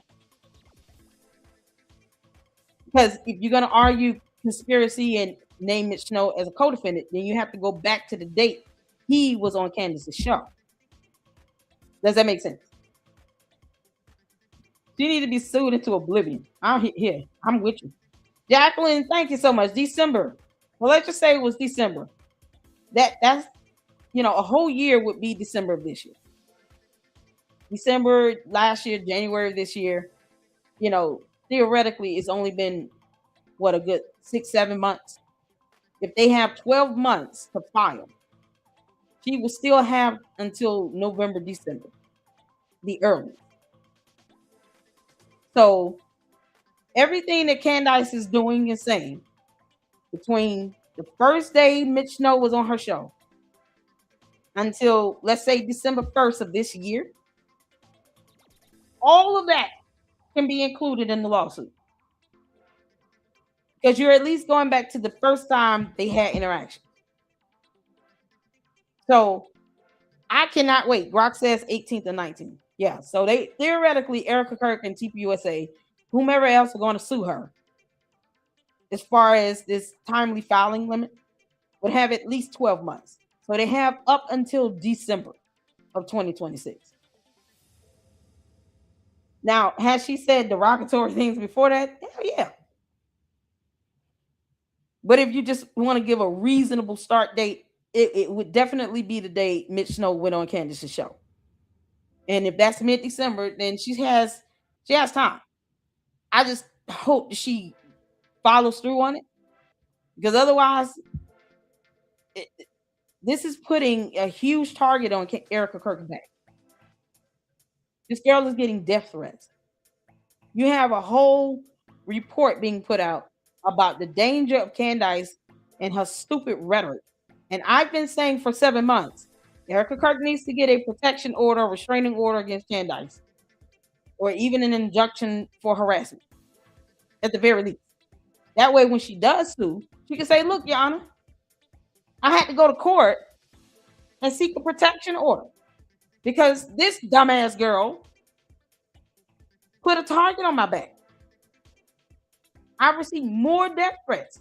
Her cult members were mad because I canceled an event with the vice president at UGA. They were mad about that. But then he turned around and said, I need to go home and be with my kids. Make it make sense. So when I go home to be with my kids, they're not happy. When I decide to go back out again into the public, knowing that this security threat has not gone away, it is not diminished. And Candace is lighting the flaming the fuel. He's lit the building on fire. And she's running around, dancing around it, happy as hell with her evil ass. Now that led me to have to get a protection or restraining order. That makes her case even stronger. To say this woman not only defamed me, but she did it with malicious intent. She conspired to do it. And even when we told her to stop, using her own words, only George the Dum-Dum, Boys Club, and Erica Kirk can get me to stop. And then Erica Kirk can go to court and say, when we told her to stop, she said, no, here's the video, Exhibit A. Like, so once I realized she was not going to stop, now I have to get a protection or restraining order against her to protect me and my kids. This helper admitted to stalking, having sources and direct contacts living in Erica Kirk's residential building. And the death threats are endless. She has put my life in danger. That is the epitome of mental and emotional distress, especially when you can tangibly show proof of all these death threats that are being inspired by Candace. A whole report. What was this report called? The NCRI report. We're going to go over that on Saturday with Natalie Jean Wiesner. Excited about that. Amongst other things. And I do want to touch on that. Because I've been saying this whole time, Candace Owens wants Erica Kirk dead. I literally have a video with the title of that video being just that. Candace Owens wants Erica Kirk dead. And people thought I was crazy the first time I said this. I don't care what the candy asses think. You can kiss my ass. But I've had people that were like, that might be taking it a stretch. No, it's not. It's being realistic. I bless God for foresight. Certain things, if you just let the Holy Spirit give you the spirit of discernment, you can see this stuff coming a mile away. I called it when it came down to Candace going after Erica Kirk. I said, she's going to get to a point where she's going to go after Erica Kirk. I feel it in my bones because she's going to run out of content. And look what happened. I've been saying since 7 months. Erica Kirk need to get a protection or restraining order. Preferably a protection order. I would not put it past Candace to physically attack this woman. I would not.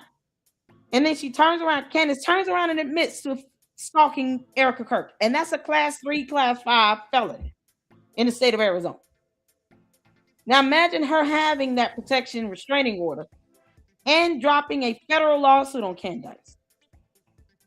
You're talking about making her case significantly stronger. Very powerful lawsuit you're talking about.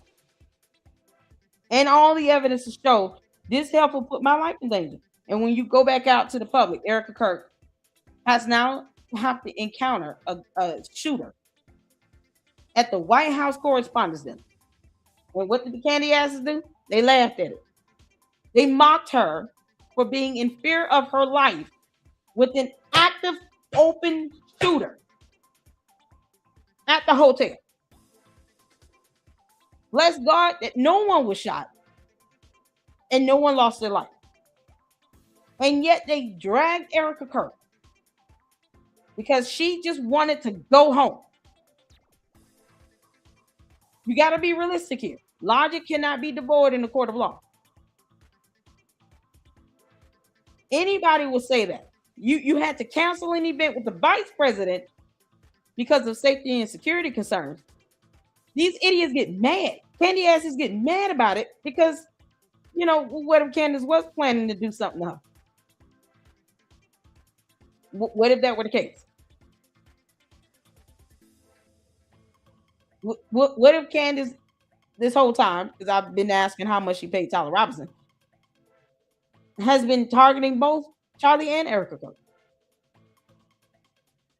Then you had these kids left without parents. For what? All because Candace is being vindictive.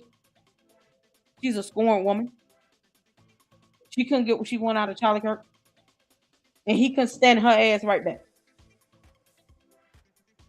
So all this angst and hatred and vile, evil nonsense she's been bottling up and holding on to, all of a sudden, you know, you go after his wife after he is assassinated and he's not here to defend himself or his wife.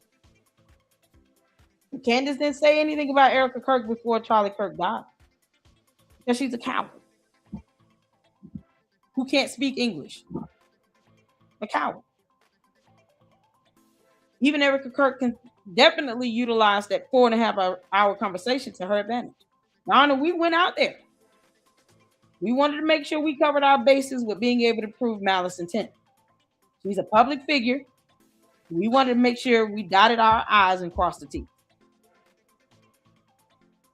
But I'm really hoping and praying she does not. Well, you know, I prayed about it and I'm not in the mood. She's gonna have to do this. Otherwise, you're giving her free range. You're giving Candace free range to keep doing this crap. And the next person she targets and goes after might not be strong enough mentally or emotionally to handle it. I think Erica has showed a lot of grace and a lot of strength in all of this. But the next person after Erica Kirk cannot handle it. And they actually do something to themselves or someone else. Sometimes we take action to prevent it from happening to the next person, to prevent more victims being traumatized, being attacked, being doxxed, because that's a cybercrime. People need to actually report these idiots out here doxing people to the FBI. That is a cybercrime. Report their asses to the FBI. And then let the FBI go from there. You have credible evidence. Once they get your complaint, and if it gets approved to move forward with an investigation, especially if you have several complaints coming in for the same people, they will investigate it. It just would be overwhelming and it'd be too hard to look away. Report them to the FBI. You don't owe them anything because they didn't care when they doxed you. They didn't care that you got put into, danger, because now you got these crazy ass Candace cult members knowing where you live, all because you're calling their cult leader a demonic alien who lies like hell.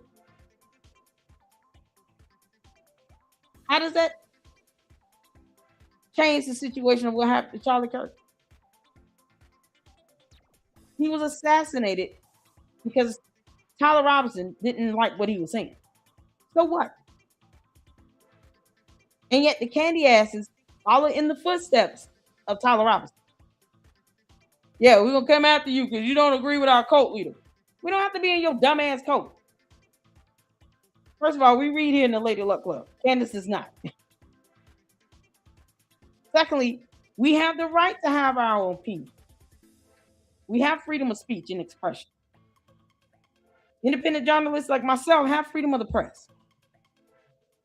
No one owes Candace or her dumbass cult members a damn thing, not even a response. And I've always said if Erica Kirk responds, she needs to respond through the court, through an attorney. Period. She should have went to Tennessee trying to somehow get Candace to read something with an attorney. That way you let Candace Owens know I'm not for play, girl. Because I didn't have to come out here. But if I come out here because Megyn Kelly is a punk ass and thinks that she facilitated all of that. Megyn Kelly wants credit for that. There you go. You got it. So Megyn Kelly's dumbass facilitated that exchange only for Erica Kirk to be subjected to more ridicule and attacks. So Megyn Kelly can kick rocks as well. This is why we have the court of law. File FBI complaint. You're going to sue Candace, sue her into oblivion, but do it. And I truly hope Erica Kirk gets it in and gets it done before December. That way, she can, because who knows how long the murder trial is going to take. They haven't even entered a plea yet. So don't rely on the murder trial coming to an end first. Get it done so that you can have the statute regarding limitations not be a problem. That's I had to get all that out. But it's just like I don't want to see anything happen to anyone else because Candace is an idiot. But there are measures in place, and there's a way to kind of safeguard yourself, especially if you know Candace is quite capable of doxing people. She does not care. And her cult members don't either. And yet she gets mad when someone puts up a photo of anybody on her team. Or says, I hope your daughter does not end up like you. That's what she gets mad about. The audacity. But that's how cult members are. That's how cult leaders are. They're narcissists. So we can all pray and ask God to protect Erica Kirk. And I do that. Especially those babies. Because they don't know what's going on. The youngest one is still a toddler. But faith without works is dead. You have to take action. Faith without works, avert, take action, is dead. And dead faith is not the way to go. All right, hit the floor if you understand. Amen.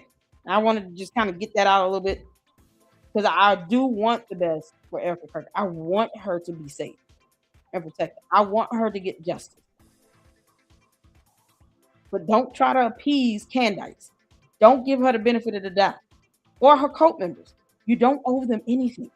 All these weirdos out here on X, all her cohorts saying all this dumb shit, they would never say that in the court of law. They will never stand before a judge and repeat all that BS in the court of law. They'll be the main ones throwing tantrums if you sue them. I can't believe y'all sent me a lawsuit. I can't believe you think that you were not supposed to be held accountable for what you said. Candace doesn't care about our rule of law. She thinks she supersedes the rule of law. She does not. That's giving her way too much credit, and she's not deserving of it. So if she hasn't earned any credibility, don't give her credit. Don't put anything past her. Safeguard yourself against her and her dumb cult members and her cohorts that are over here on X saying all this crap, parroting her talking points. Hold them accountable. They come out sideways and try to dox you, file an FBI complaint. Put their ass on paper. Does that make sense? All right, we're moving on. Shout out to Milk Bar TV. Looking across the parking lot to the Losi building, and Mr. Robinson is appearing on the exterior staircase, which gives access to the Losi building roof and the area where the railing was. Another individual is now seen running across the rooftop of the Losi building, crouching down and then crawling to the corner of the building. Just until the reported shot was fired, individual then stands up and then moves across the building to the north. You see Mr. Robinson now? I do, yes. He's just arriving at the corner of the building. And Mr. Robinson lowering and jumping off of the roof of the Losi building onto the grass area. And then moving away towards Campus Drive. And he appears to be carrying some kind of an object in his hand at this time. The piss poor narrative that you came up with, scaling the rooftops like Spider-Man, climbed the roofs like Spider-Man, running around like Spider-Man. I love you so much. I love you. Marriage is the most awesome thing ever, everybody. It's amazing. I'm grateful for you. I love you. I love you too, babe. Good evening. My name is Erica Kirk. Charlie Kirk is my husband. We recognize there is something deeply wrong and evil about Erica Kirk. Something is not right with Erica Kirk. It is impossible for me to think that Erica Kirk is not complicit somehow. Erica has psychopathic tendencies. Straight to jail, straight to jail. This part right here, I'm gonna tell you something right now, Candace. When Erica Kirk does sue you, Erica Kirk, let it be a federal lawsuit of that. Go all the way there. Go, Erica. Full blown. I don't know who Max is. Go, Erica. When you go to court, Candace, that judge is gonna say, now, why are you calling for innocent citizens in the United States of America to go straight to jail, You know, because Candace is the female version of Umar the Oompa Loompa Johnson. So why are you repeating it unless you're doubling down? You can't say you accidentally said it twice. Nope. The jury is going to see just this, Candace. Straight to jail, straight to jail. There is no underlying meaning, none of that shit. Nope. You called for an innocent United States citizen, unlike your dumb gay and fake husband, George Farmer, to be jailed. But yet you wanted to downplay George's DUI. You dumb demon. You don't care about dumbing down a DUI plus 3 charges George Farmer caught 2 or 3 years ago. What was it? 3 years ago, 2023? About a good 3 years ago. You want to dumb it down? Oh, it's just a fender bender. We also paid off our insurance claim. You're a multimillionaire. I hope you did. This idiot can crash a $150,000 truck into the earth. You better be able to afford to pay off that insurance at $7,000 some dollars. Almost $7,000. That's pocket change for them. And yet you don't want him in jail for actually getting charged. 3 charges, one of them involving a weapon. And somehow we can't find the court documents on those charges. But you want Erica Kirk to go straight to jail? Candace, hopefully something happens where you go straight to jail and you can take George Farmer's dumb ass with you. His little punk butt is not doing anything to stop Candace. And even if he does say, can you stop? Go make me a sandwich. She's going to say, no. Yet, Candy asses want you to believe somehow George Farmer is the head of that house. Oh, a punk trying to lead a whole family of one of them being an alien. You can't make this up. For questioning at least Erica, what do you think about Erica Kirk? I don't want to say anything that's controversial. She did it, but I don't want And we're going to make sure that we honor my husband so well that this whole world knows what his vision was and will be. And it's just, I feel so blessed and honored. And if his wife was indeed just a widow, she would have behaved like a normal human being, like a real widow who could have. Candace, you cannot define how any widow should act or behave. You are an alien. Your words, not mine. We are all going with that. So we're going to call you a demonic alien. You don't even belong in this realm. You're trapped somewhere mentally in an alternate reality. Can you please take your body with you to this alternate reality? We will not care if you return. Go back to your home planet. Leave us alone. Humanity is just exhausted with you. And the dumb Candy ass is talking about black on black crime because I'm black and she black and I'm black and black. Candace is a demon. Why are we sitting here giving her humanity? Trying to make her look humane. She don't give a damn about Charlie Kirk. And all this BS she's saying, it will not land anyone in jail. Erica Kirk is still a free woman. So all that Candace is saying is just to be the mean girl who failed to read or do math and understand the freezing point of water. I mean, you know, thunder, lightning, concepts that 2-year-olds probably could grasp. Go over Candace's head. And she's 2,158 years old. You got this ancient dummy sitting here saying all this vile stuff. And for what? Erica Kirk is not in jail. She's not even being interrogated. Go figure. That is the quickest way to piss that judge off.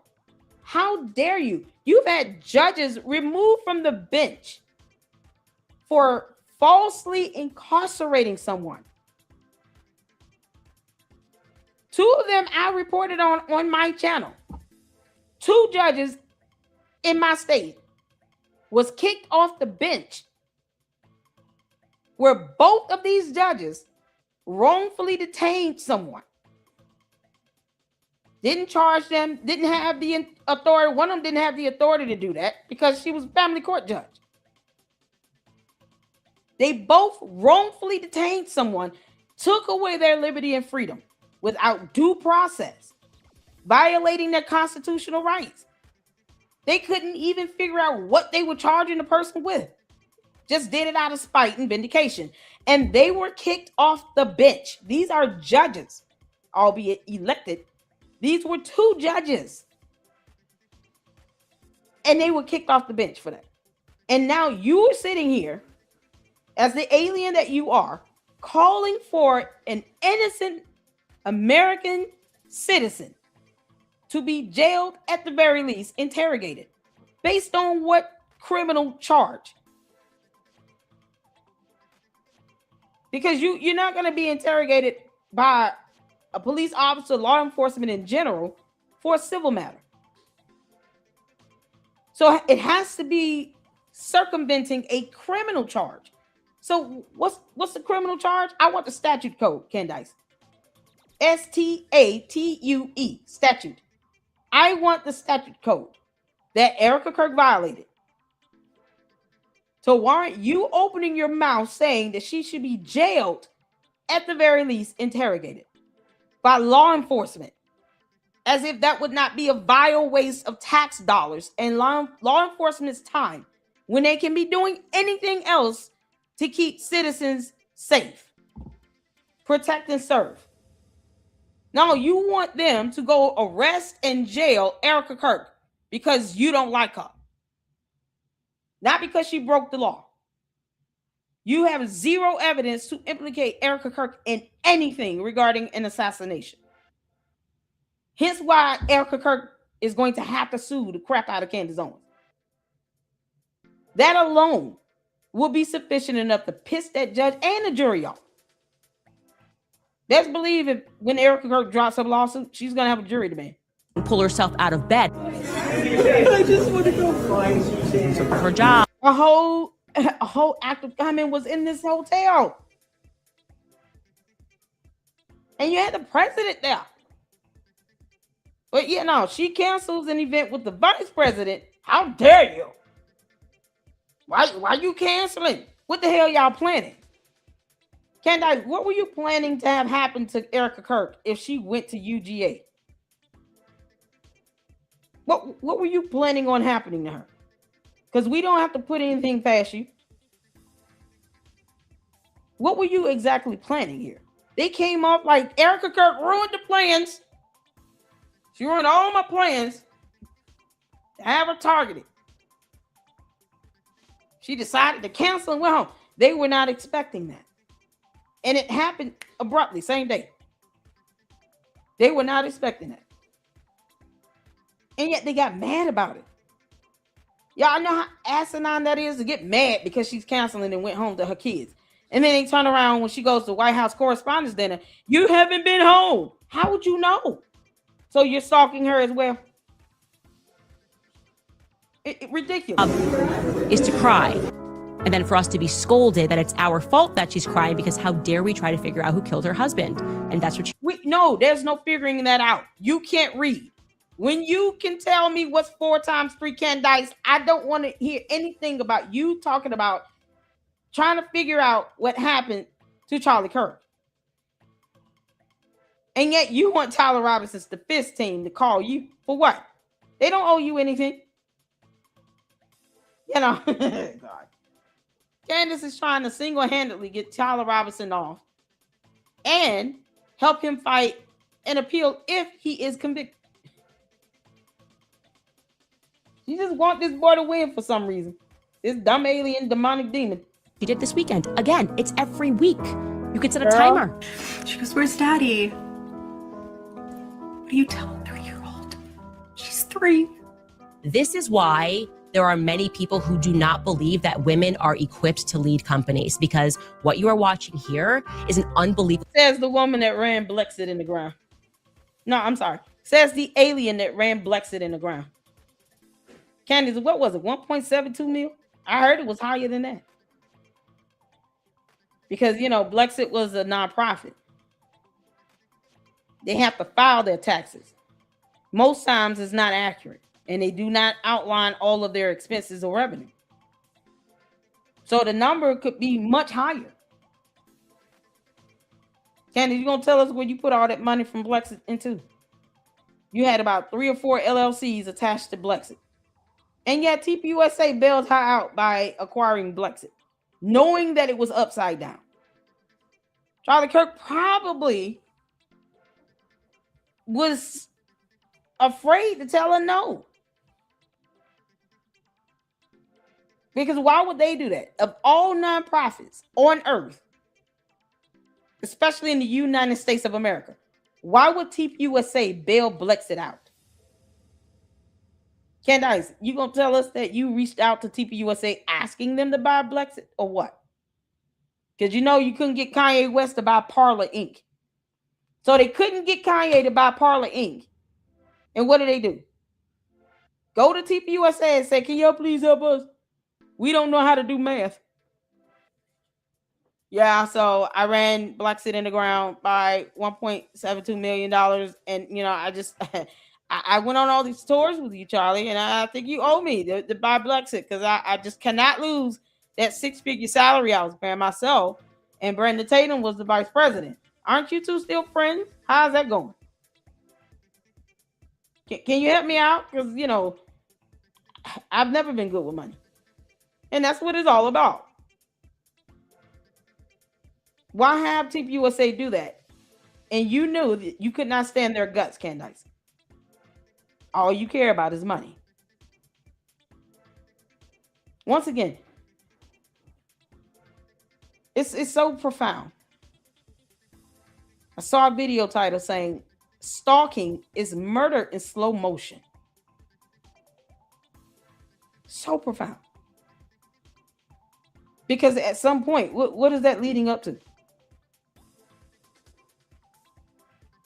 It's like murder, and not even just in the physical sense, but mentally and emotionally. You're restricting this person from being able to live in peace. They have the right to exist and live in peace. Stalking them is basically infringing yourself upon this person. And for what? It's a felony. Why would you want to do that? Candace, you're an alien girl. Erica Kirk is a whole grown woman. Why are you obsessing over another grown woman? Yeah, what's Samantha? Emotional response. It's a smile I just could not put on following my husband's public assassination. How did Erica Kirk scam a genius like Charlie? The more I hear her past interviews, the dumber she sounds. I don't get it, shaking my head. He just wasn't a genius on the topic of women. You make mistakes. This is who Erica was at this time. She was auditioning for everything. No, he was not a genius when it came to women. Candace, it's so funny that you say that, considering the fact that Charlie Kirk made the genius decision to not marry yo dumbass. I listen. He got it right. He knew you were an evil entity without a soul or a brain, and he did not pick you, Candace. That's pretty smart to me. Y'all hit the 4. You agree? You saying Charlie Kirk was not a genius when it came to women? Candace, he didn't marry your dumbass. That makes him beyond genius. George Farmer's the idiot. Because you're about to cost him a lot of money. You know she's got to be saying, George, I just need 50 million. You know, they're going to enter a judgment against me. No. And I'm going home to my parents. Going back to the UK. I'm taking the children. Let me know when your water breaks. If there was ever a time to remove kids out of a home, this is it. It's like watching her unravel and snap in slow motion. And God forbid it comes out to where she lashes out on her kids. This is madness. Now, Charlie Kirk was smart, all right. He didn't marry Candace Owens. Hallelujah. And eventually she's going to get the part for Charlie's wife. Charlie just really, really, really wanted love, right? And then have to consider that the thing that he wanted most, like he didn't get. And you can even check out this clip, which is that her in a car. I do believe that she has been orchestrating this entire PR campaign because she loved Charlie. She loved him like Lyndon Baines Johnson loved JFK. No time to grieve. She needed to be sworn in as the new leader before his body was even. Candace, why would Lyndon B. Johnson be in love with JFK? Who said that Lyndon B. Johnson had to even show any love or affection towards JFK? They grown men. They were 2 grown men. It was the job of the vice president to be sworn in when the president of the United States was assassinated and died. You talking about, oh, they had to be in love for him to take on his duties that he swore to take on in the event of the president's death, or if the president get impeached. What you mean? The vice president takes over. That's how that works. It's called 3 separate but co-equal branches of power. Why would Lyndon B. Johnson need to be in love with JFK for him to fulfill his duties. This is how stupid she is. Time to grieve. She needed to be sworn in as the new leader before his body was even cold. JFK was shot and killed, and now LBJ has to step up Yeah, because that's what he swore to do as the vice president of the United States. Yeah, let me step up in the event that the president is incapacitated, deceased, or impeached. Yeah, because you don't want to create a power vacuum here. Are you out of your mind? You have whole countries that want to destabilize the United States. We have processes in place for a reason. We have a constitution for a reason. Even the amendments. That is established for a reason. We will never go any longer than we need to without having a president representing the United States. If something happens to the president, the vice president steps in his place. It's just like that. It's called a hierarchy. What the hell? Fortunately, I gotta be honest, I don't think LBJ was actually that upset. Realizing that nothing in Charlie's life is real. It's just something that keeps. Candace, were you alive to see how LBJ felt when JFK was assassinated? Did you get the chance to talk to him in person? Is he another dead person talking to you in your sleep? According to you? I mean, you're a pathological liar. Does LBJ come to you in your sleep as well? You weren't even born. Saying some nonsense like that is just stupid. Candace, you weren't even born. You can't say how LBJ was feeling. You do understand that at the end of the day, he may have grieved and mourned the loss of JFK. You weren't there. You have no first, second, third, fourth, fifth hand account of anything about how LBJ felt when JFK was assassinated. You can't speak to that. You have no idea what he may have been going through. But when JFK was pronounced deceased, that then and there, even if he was not deceased, was incapacitated. If he could not fulfill his duties as president, the vice president steps in. That's just how our country laws work. Our amendment, our constitution works. That's how we operate as a country. This is this zenith of stupidity right here. Up at night, just nothing in his life was real. Erica Kirk is the COVID vaccine. That baby though. Okay, no one can debate this. I'm right. It's a fact. And you're thinking, is this vaccine going to kill us all? Because it's safe and effective. Is now suddenly she's a grieving widow. Instead of nagging my husband, I embrace his hard work.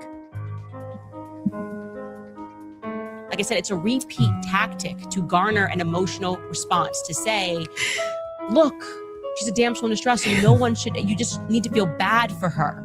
Like I said, she's just a piece of technology. She's not even something to hate or resent.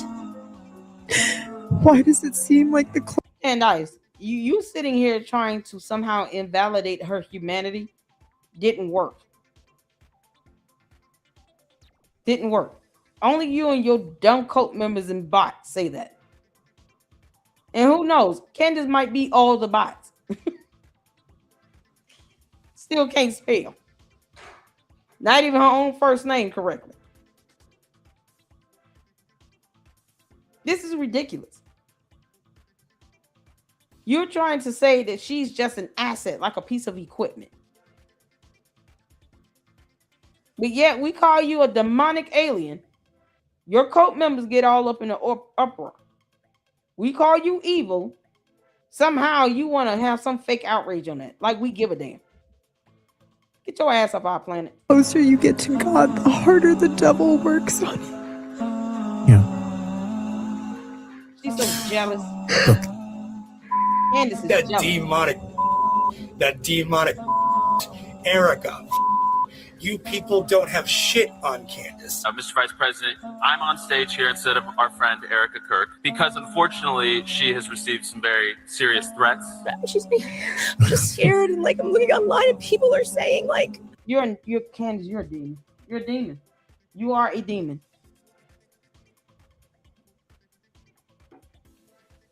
This mockery is something else. Candace, did you know this dumb demon number 2, your little cult member, did this video? Did she play this video on her show? I'm curious. Did anyone see Candace play this video clip of her cult member saying all this garbage about Erica Kirk? All because Candace told him to feel this way. Punk ass got a face mask on. Now, why the hell are you hiding your face? Take that mask off and do another video. That way we can just send it over to the FBI. Erica Kirk, this is why you need a protection order. This is nonsense. Did she play that video on her show? Can't make this up. That demonic. This is all because she said something. So the cult member who has no brain just repeats what she said because she said so. Repeat after me. Erica Kirk is a demon. Say it again. One more time. And it seems like you're practicing with them on saying this nonsense. You gonna address this idiot that said all this, Candace? Are you gonna say I don't condone this behavior? What if he was crazy enough to go out and actually do something to Erica Kirk? What if this is one of Candace's direct sources and contacts living in her building? Who knows? I have the right to assume. I can put 2 and 2 together. What if this maniac is one of Candace's direct sources of contacts living in Erica Kirk's building? And Erica Kirk didn't know it. What if he was one of the neighbors? Why would he cover his face up? This is some clown shit. Why are you wearing that face mask? Now, let me sit here and sound rough and tough with my bald head, but yet and still, I'm going to put this mask on so no one sees my face. This is the level of cowardice that they have. You say evil shit like this? No, stand on it. You dumb demon. Stand on it. Take that mask off and let us see your face. And then whatever consequence come your way, suck it up. That's all I'm saying. He could be one of the neighbors living in her building stalking her. That's some sick people out here in the world. Candace is demonic and evil. Demonic. Erica. You people don't have shit on Candace. Mr. Vice President, I'm on stage here instead of our friend Erica Kirk because unfortunately she has received some very serious threats. I'm just scared, and like I'm looking online and people are saying like they're just saying that like they want me to die. And I'm just so overwhelmed right now, Mr. Candace, you do want her dead. Candace Owens wants Erica Kirk dead. You do want her dead. Why would your dumb cult members get mad if she cancels and actually goes home to her kids? No, that cancellation ruined their plans to do something to Erica Kirk because you got these sycophants out here crazy enough to do it.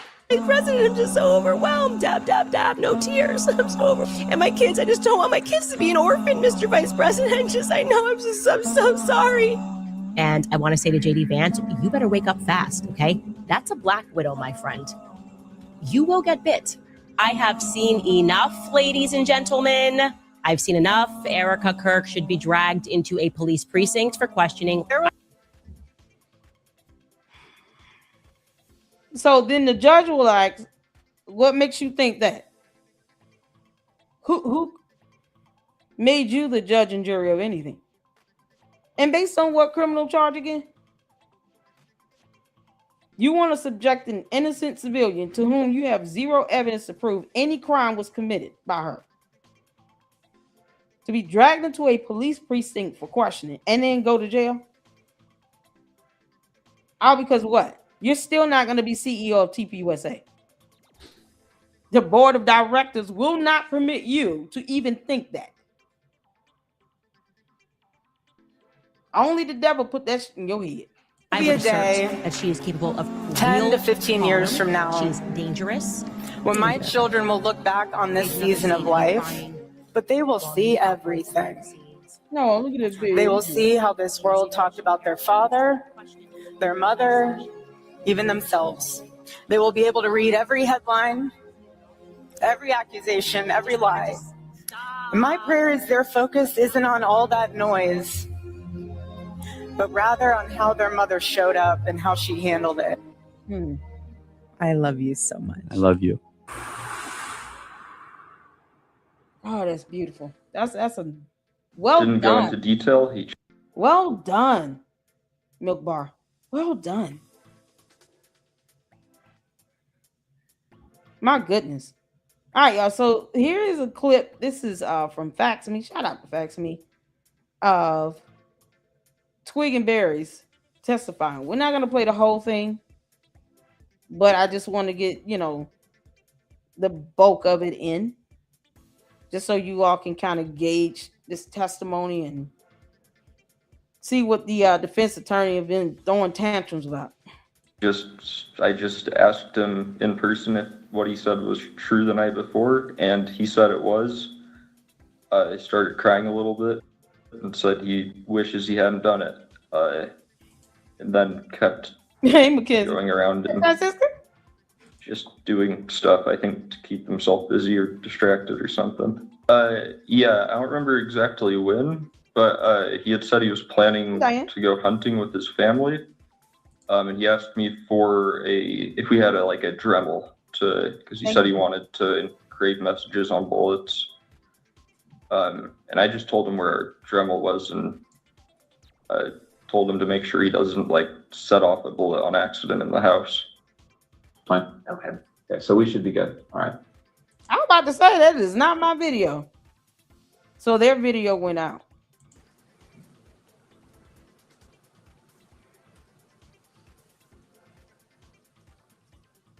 Is that mic on? Yes. Okay, great. All right. Okay, sorry about that interruption. All right, so you said when you first met, you were roommates? Yeah. Okay. And then at some point, your relationship progressed to something more than just roommates, is that right? Mm-hmm. When was that? I think we started dating 2 or 3 months after he moved in. Okay.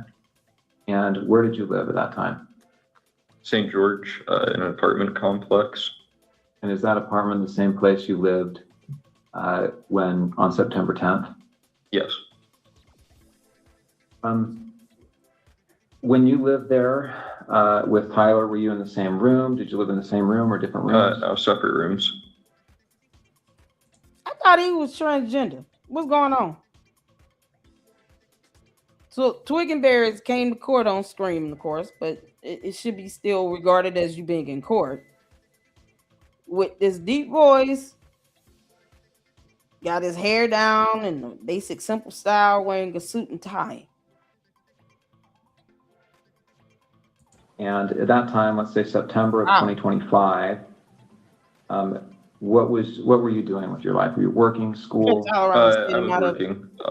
I was doing bathtub and shower repair and stuff in new construction. Tried to transition. Okay. Oh, Tyler.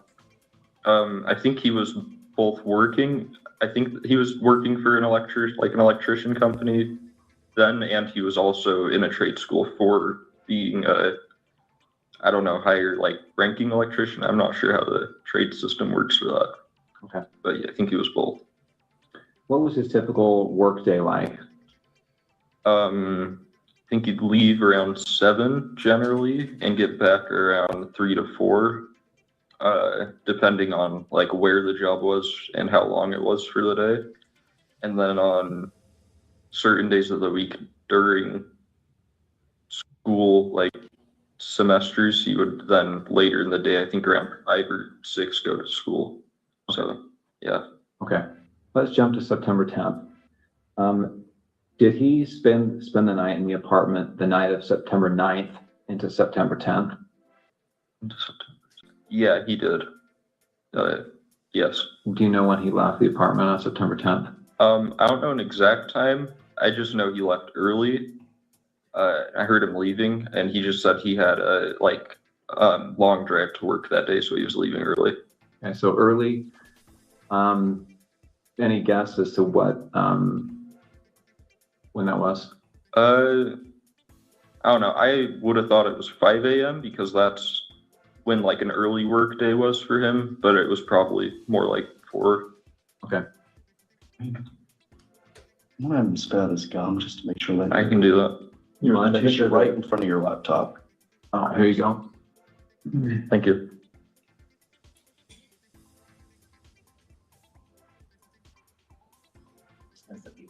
Thank you.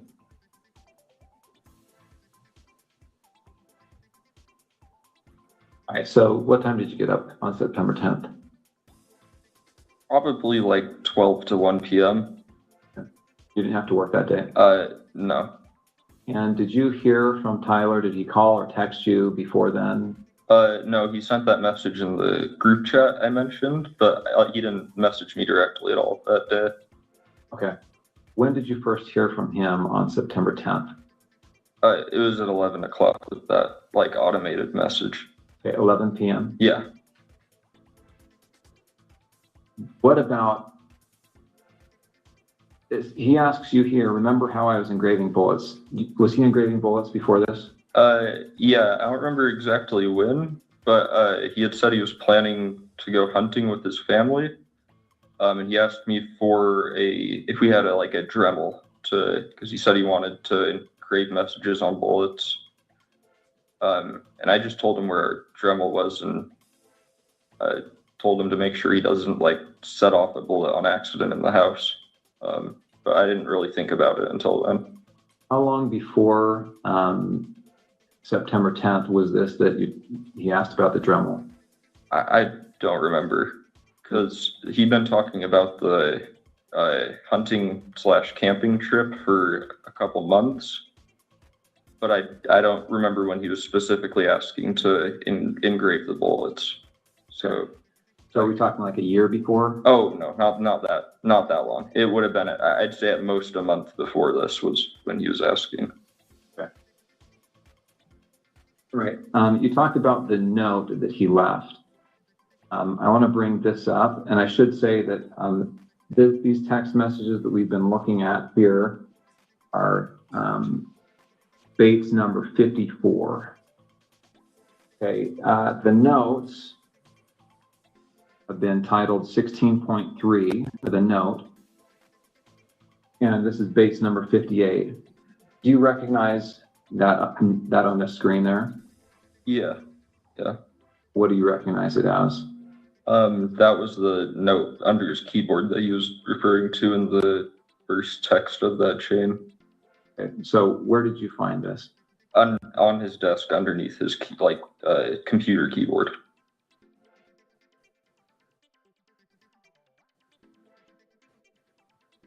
And I assume you read it. Yeah. And then what did you do with it after you read it? I believe I just put it back down on the desk after I took a picture of it. Okay. And again, the time you read it was probably around 11 o'clock or so on the 10th. Yes. The night of September 10th. Mm-hmm. Right. And did you ever see that again after you placed it back on his desk? No, I don't think I did. And that was the desk in his bedroom? Yes. And that's a separate bedroom than your bedroom? Yeah. And now I want to go to what's been titled 16. Camera go on again? Why did the camera keep going up?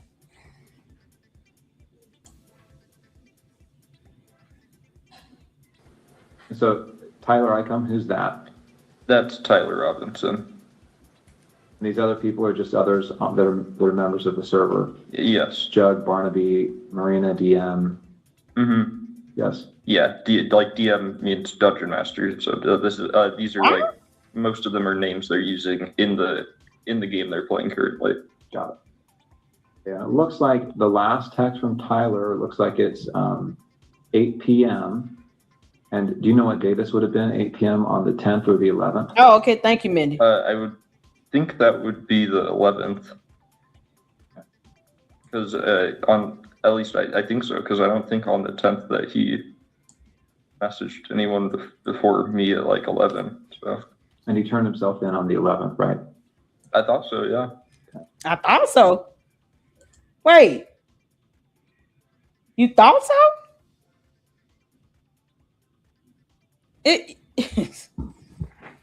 Why do you need to speculate that? I thought so. What you mean? Is this the correct date or not? We're just going to go through this so that we have a record of the messages. Is that an accurate recording of that thread? To my knowledge, yes. And that was sent, looks like between September 10th and September 12th. Looks like the last day on this is September 12th. Parts of it is redacted. Yes. All right, so again, those messages covered from September 10th to the evening of September 11th. Now, September 11th, what time did you see Tyler on September 11th? Yes. When did you first see him on September 11th? So this is the day after the shooting. Yeah, I saw him when I woke up. Like I said, he was up and around doing a lot of stuff around the house. And then I think I saw him after that message where I said I'll come home and say I'm doing laundry, because I didn't want him going to my parents' house right then when he said there was probably cops outside. So I went back home and it was just him there, and I said bye to him and then he drove off. So I just went back to my parents' house. Didn't go into detail. I just asked him in person if what he said was true the night before, and he said it was. I started crying a little bit and said he wishes he hadn't done it. And then kept going around and just doing stuff, I think, to keep himself busy or distracted or something. Okay. Did he talk about what he was going to do next? And then eventually said that he would talk to his parents or turn himself over. Okay. And when you left, was that how you left, understanding that he was going to turn himself in or go to his parents' house? Yeah, and I didn't really want to be at our apartment while any of that was happening, regardless of what went down. Okay.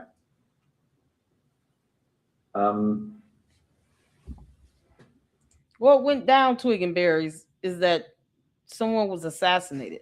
Charlie Kirk was assassinated. Is he referring to what went down, like in regards to a subpoena being executed, like a search warrant or something being executed, or what? I mean, this is, man. Okay, before he came home, had you seen the press releases, any of the media on this? I'd seen one Instagram link a friend of mine had sent in our group chat, okay, but I hadn't really looked into it at all. And had you seen the images that were released of the suspect? I did the next day. I don't think I saw any on the 10th. I'm going to show you a couple of those images. So if you guys notice the questions he just asked, have you seen the images? Did you hear any of the podcasts? Those are the similar questions that will be asked during the jury selection process. It will be to gauge what possible jurors have been exposed to. So as you can see, these similar questions are appropriate to ask.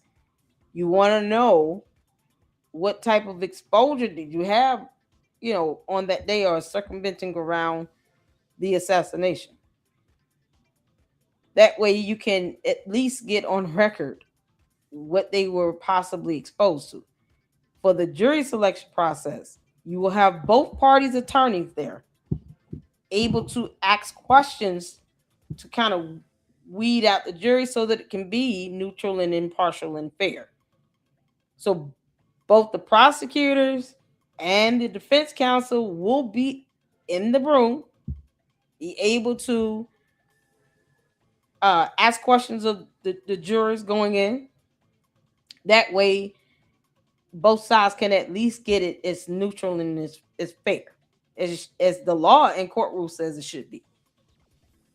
You don't want to create bias by selecting certain jurors. You want to make sure that they're able to hear the finding of fact, law, and evidence to give a ruling based on the law itself, not based on how they feel.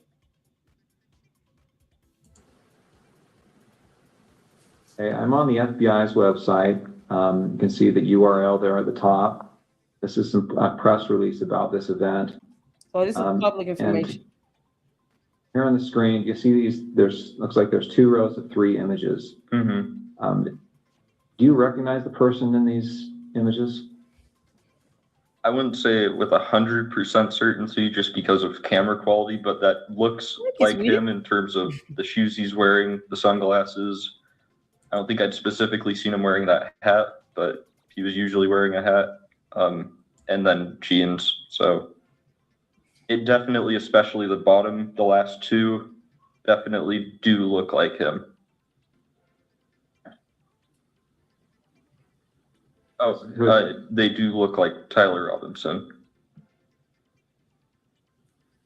And you talked about that with your friends, right? This looks like him.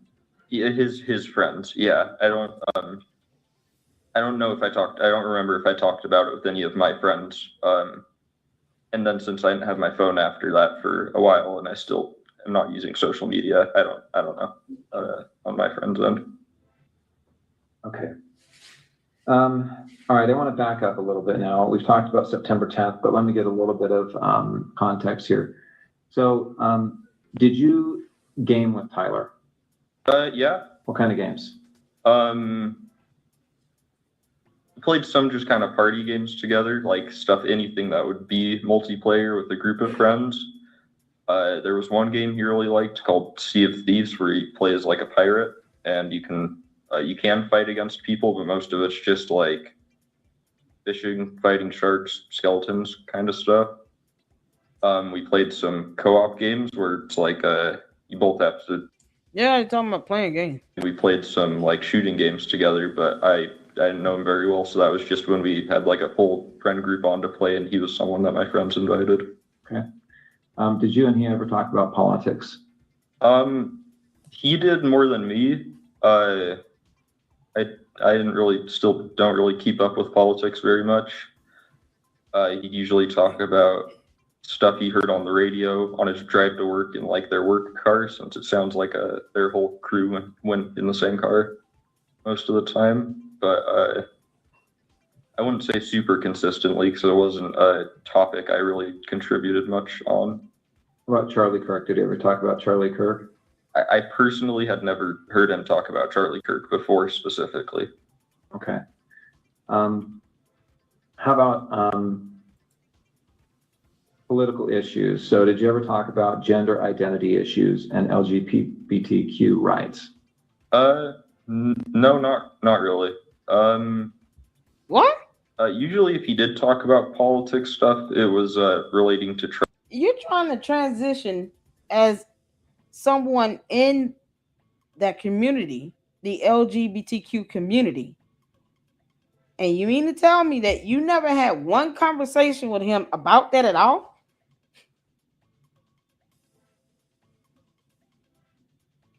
Somehow Candace thinks that her somehow testifying for Tyler Robinson will help this case.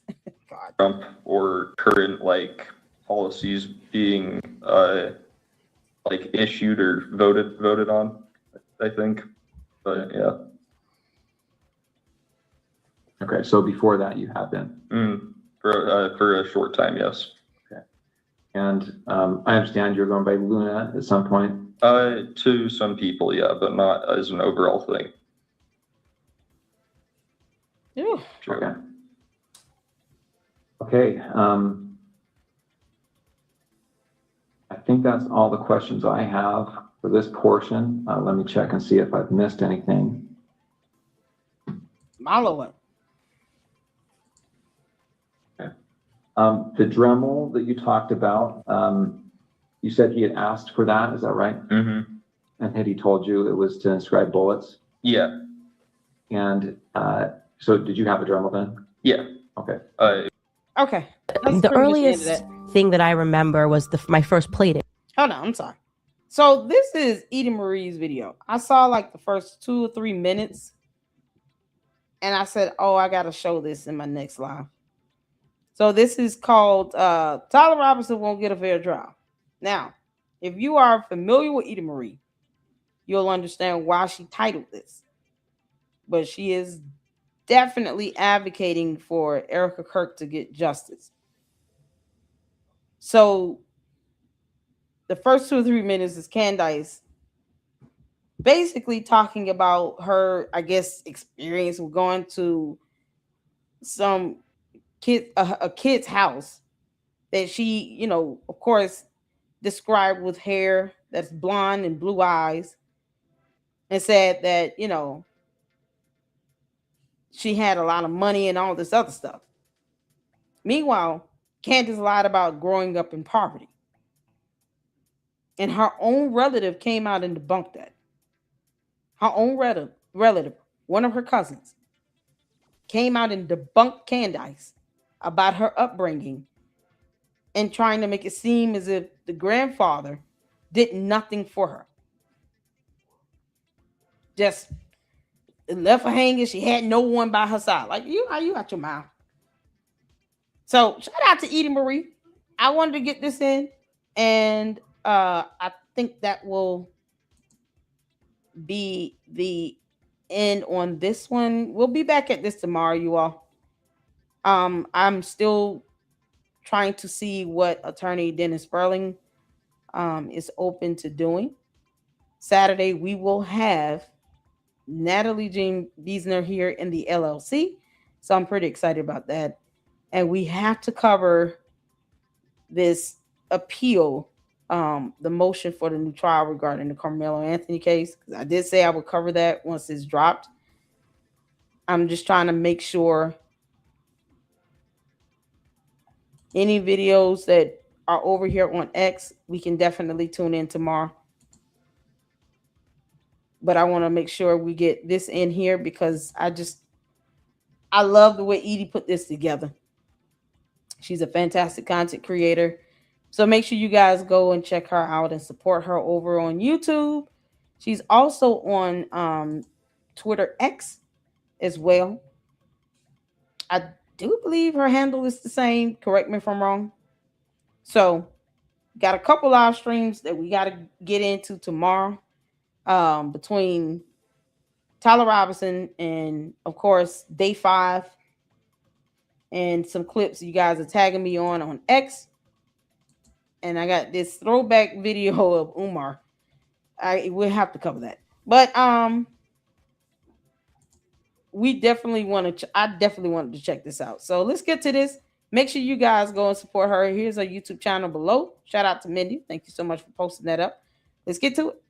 Which was in kindergarten class. I was 5 years old, and there was a girl named Lindsay DeLeo. She was this blonde girl with blue eyes, and and her mother invited me over for a play date to her house, and I was just shocked that people lived in the way that she lived. She lived in the suburbs. She had a massive house. I wanted this Lindsay DeLeo appreciate Candace dropping her name like that. Candace, is this girl a real person? We all know you have imaginary friends called demons, but is this a real person? Is there any evidence this person existed? Why are you name dropping? She had this Victorian concept room. She had a nanny. She had a playroom. I just remember being shocked that this was even a part of life. Please do not lecture us, JD. Do not. Okay, the lecture that is coming from you is exactly why we don't like Erica. It's elite. She has money and connections. She can call Vice President J.D. Vance. She can get Secretary Scott Bessent to issue a letter on demand. She can get Trump to say how much Charlie loved her in his Easter speech. She don't have to get anyone to say that. It was apparent that he loved her. There's nothing you can say to sever that love. That love may carry her from everlasting to everlasting. You, Candace, will still never be able to interfere with the love that Charlie Kirk and Erica Kirk had together between each other. Even with him not being here on earth. That does not stop her from loving her husband and holding on to the memories they shared and his legacy. So you saying all this BS and for what? While you are sitting here talking about an innocent person being jailed and interrogated. It's the balcony approach that makes us sick. My great friend, Charlie Kirk, a great guy. His wonderful wife, Erica, is with us tonight. Erica, please stand. Remember Charlie down on the patio? He could sit there all night long listening to us. He is President of the United States.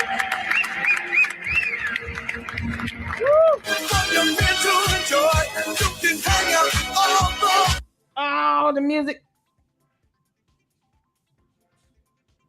Oh, sorry, it's copyrighted.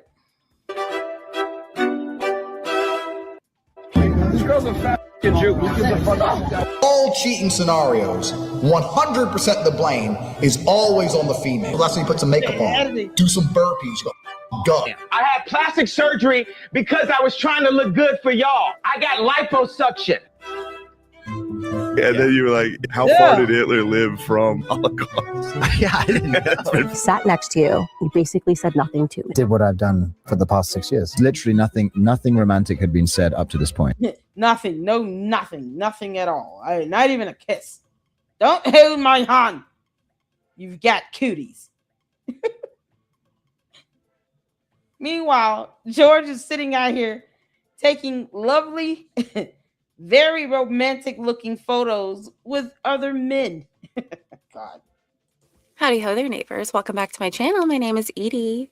I know that I promised I'd be looking better in the next one, but I just couldn't be bothered to do my makeup with this preliminary hearing going on. Are you all as annoyed with Mr. Novak as Marie, you don't need any makeup. You can't even tell if he's wearing makeup or not, girl. This is the editing for me. This is I am. Mr. Novak, and then who's the lady? Is her name Kathy? The female attorney for Robinson? Honey, if that's all it takes to be an attorney, I could be an attorney. I really could. If that's all it takes, I could be an attorney. Okay? I got a good memory. You can memorize some stuff. You can memorize all the little .4 subsection A17. I could do it. I could do it. And you know what? I might get my client the death penalty for a traffic violation. But I'll do it with style. Because all she said, day one, I'll refer to my standing objection, Your Honor. It's a standing objection for a reason. You shouldn't have to keep saying it. But that's all she said. That's all.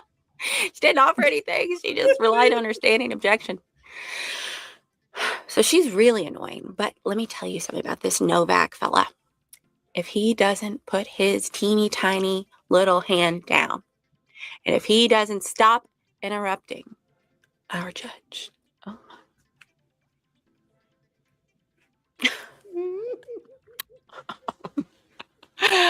we love the judge. We love him. Love the judge. Put your teeny tiny hand down and spit it out, brother. Spit it out. Why is it so hard for you to get to the point? Condescending and rude. Is he not those things? Heavens to Betsy. So today they started late, and we've gotten nowhere. I've been in the Jay Witt chat. We've gotten nowhere.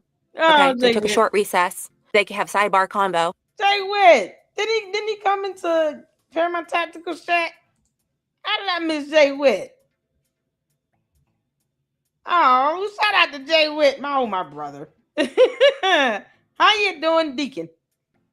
Mama, sorry, I forgot to give him a shout out. He was in the chat. At least I thought he was. I saw y'all dropping green hearts. Oh, Jay Witt, we love you. About whether or not the Lance Twiggs interrogation or interview, whatever you want to call it, footage. Twig and Berries. His name is Twig and Berries. Twig and Berries. And be shown during the preliminary hearing, because Novak says that it would take the jury pool. Listen, buddy, the jury pool, I don't know. Can I say it's a lost cause because of Candace and all of her culties? Let's hope all not. the conspiracy loonies. You've been done. Tainted the jury pool. That's why everybody's been telling you to shut up, but nobody's shut up. So now we're here, right? This is what we've been waiting for. Justice for Charlie. And now we're probably not going to be able to see or hear but a little blip of it. All of this is very telling. All of it is very telling. And I'm sure Candace is somewhere with her fake pregnancy throwing a fit. We need to check on George. I really do fear for his safety. This can't be good for them. You know, when the authorities said, George Farmer, how did you get that black eye again?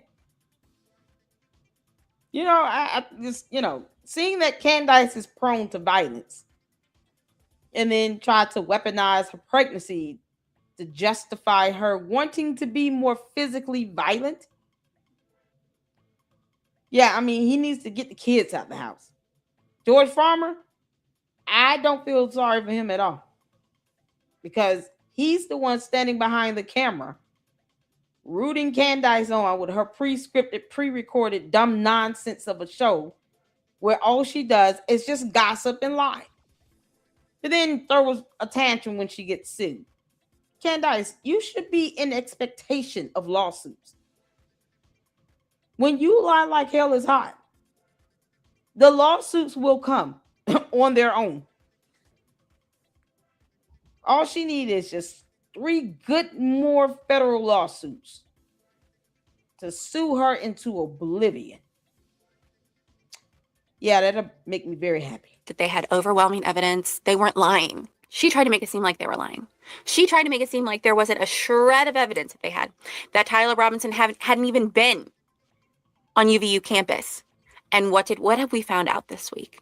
He canvassed the campus. He was there so many times. She is having a meltdown.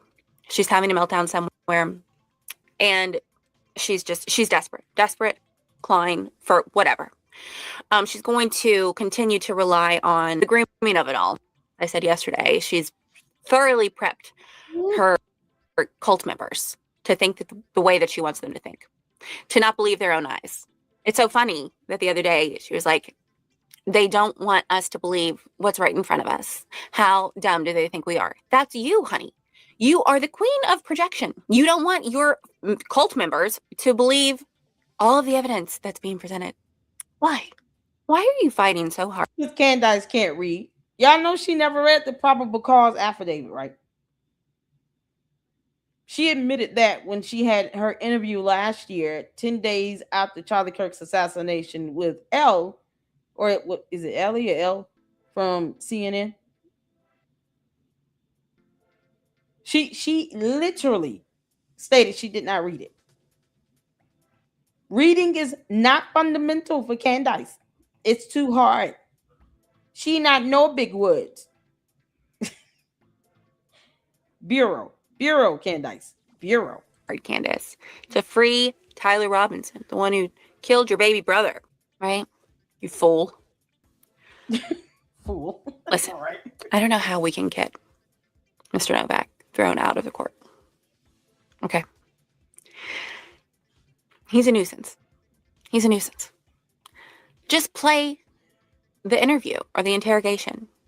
Let us hear it. And the indictment, some of the text messages were already presented, right? Not all of them, says the prosecution. They said that we didn't release all of them. We released just enough, but now we want them all to be made public. Thank you. I think that we all have a right to know. Not that we have a right to know, but that Charlie has a right for all of it to be shown. I know, because this is the greatest country to have ever existed, that we have protocol we follow. I can't say judicial, okay, to save my life. I have to really sound it out Otherwise, it says judicial. We have a process. Oh, I respect the process. Although it does seem at times that the Gotta be able to process have it favors the aggressor, the perpetrator, the killer. You know, want to protect their rights to a fair trial.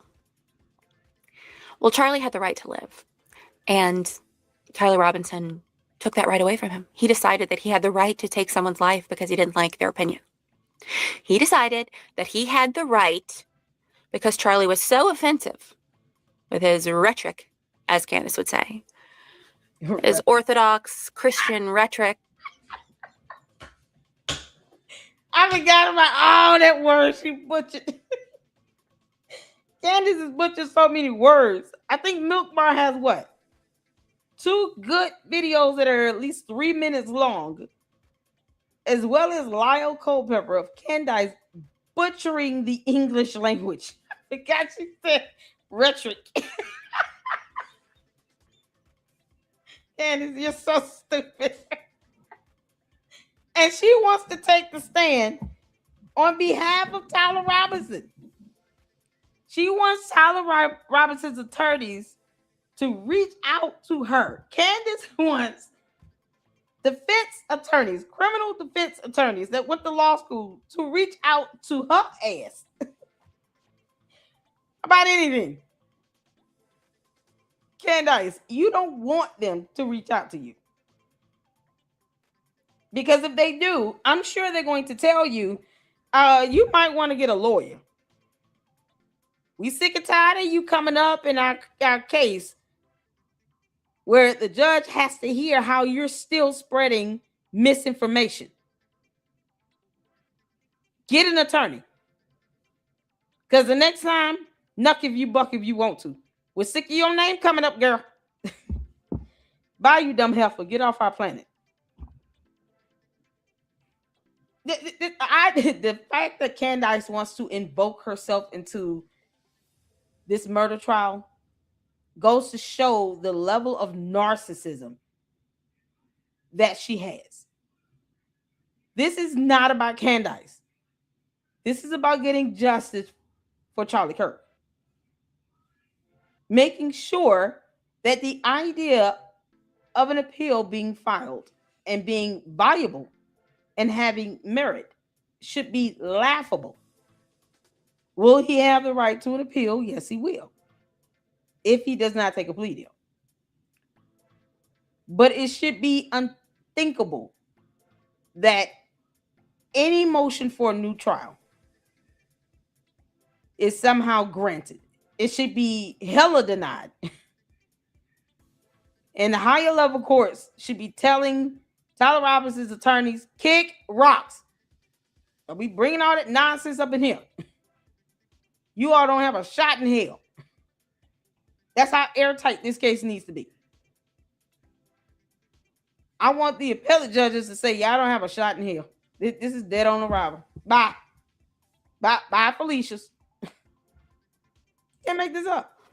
And right-wing political views was enough. She's trying to get him off to warrant Tyler walking up the stairs to the roof of the building and firing a kill shot.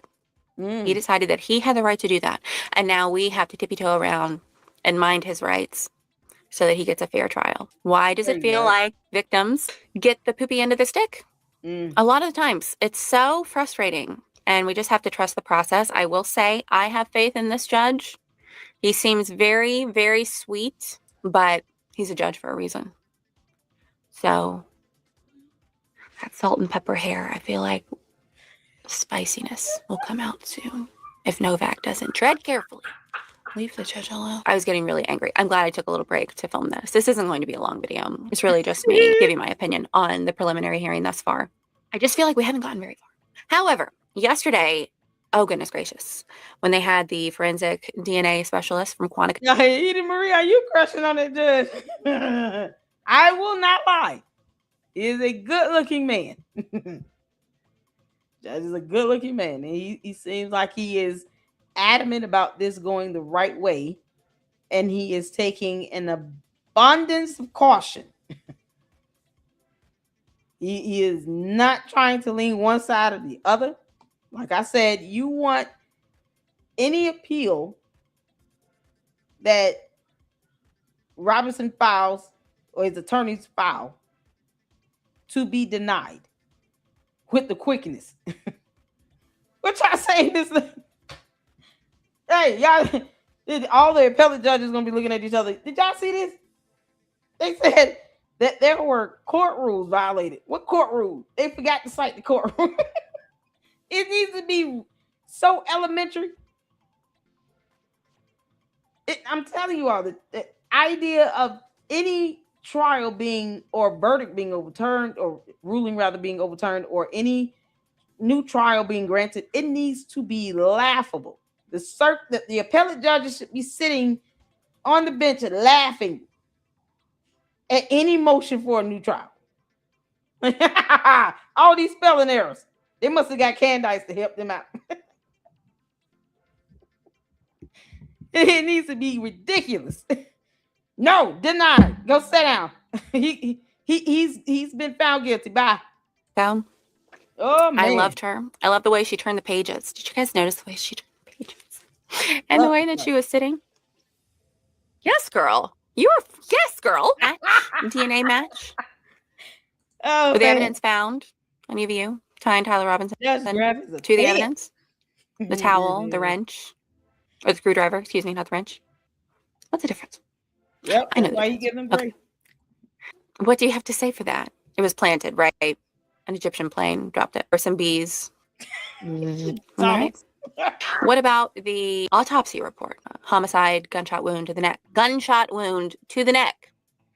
But here, see, you're not going to believe any of that, are you? Chaotic Candies. This hat's a little big for my head, but it doesn't matter. You know, if I didn't have to work during the day, I could actually live stream it myself. That would be fun. Hey, Jackie, miss you. I'll message you when I'm done here. Somebody said, I posted a little short video about how Candace is so fake because she's a psychopath and she only has superficial charm and can't be sustained for long periods of time because she's a psychopath.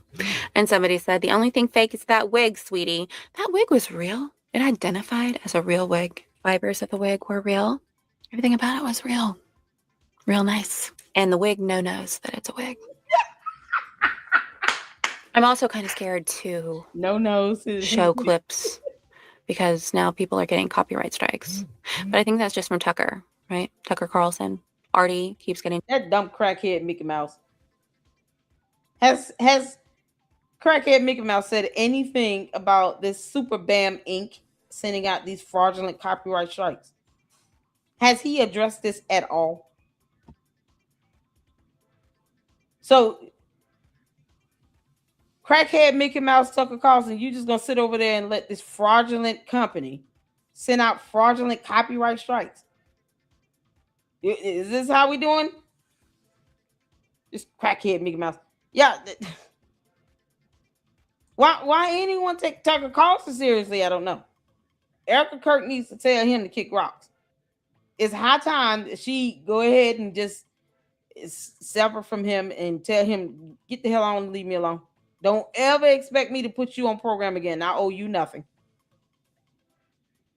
This is so crazy. These people claim to be her friend and want to speak at TPUSA events. For what?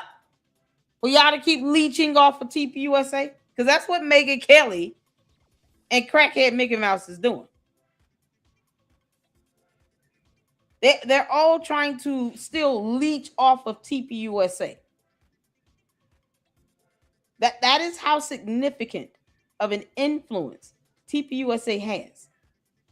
Where you have these whack-ass morons like Megyn Kelly and Tucker Carlson still somehow thinking that they have the right to be on a program at TPUSA, but refuse to go off on Candace for attacking Erica Kirk, the now CEO of TPUSA.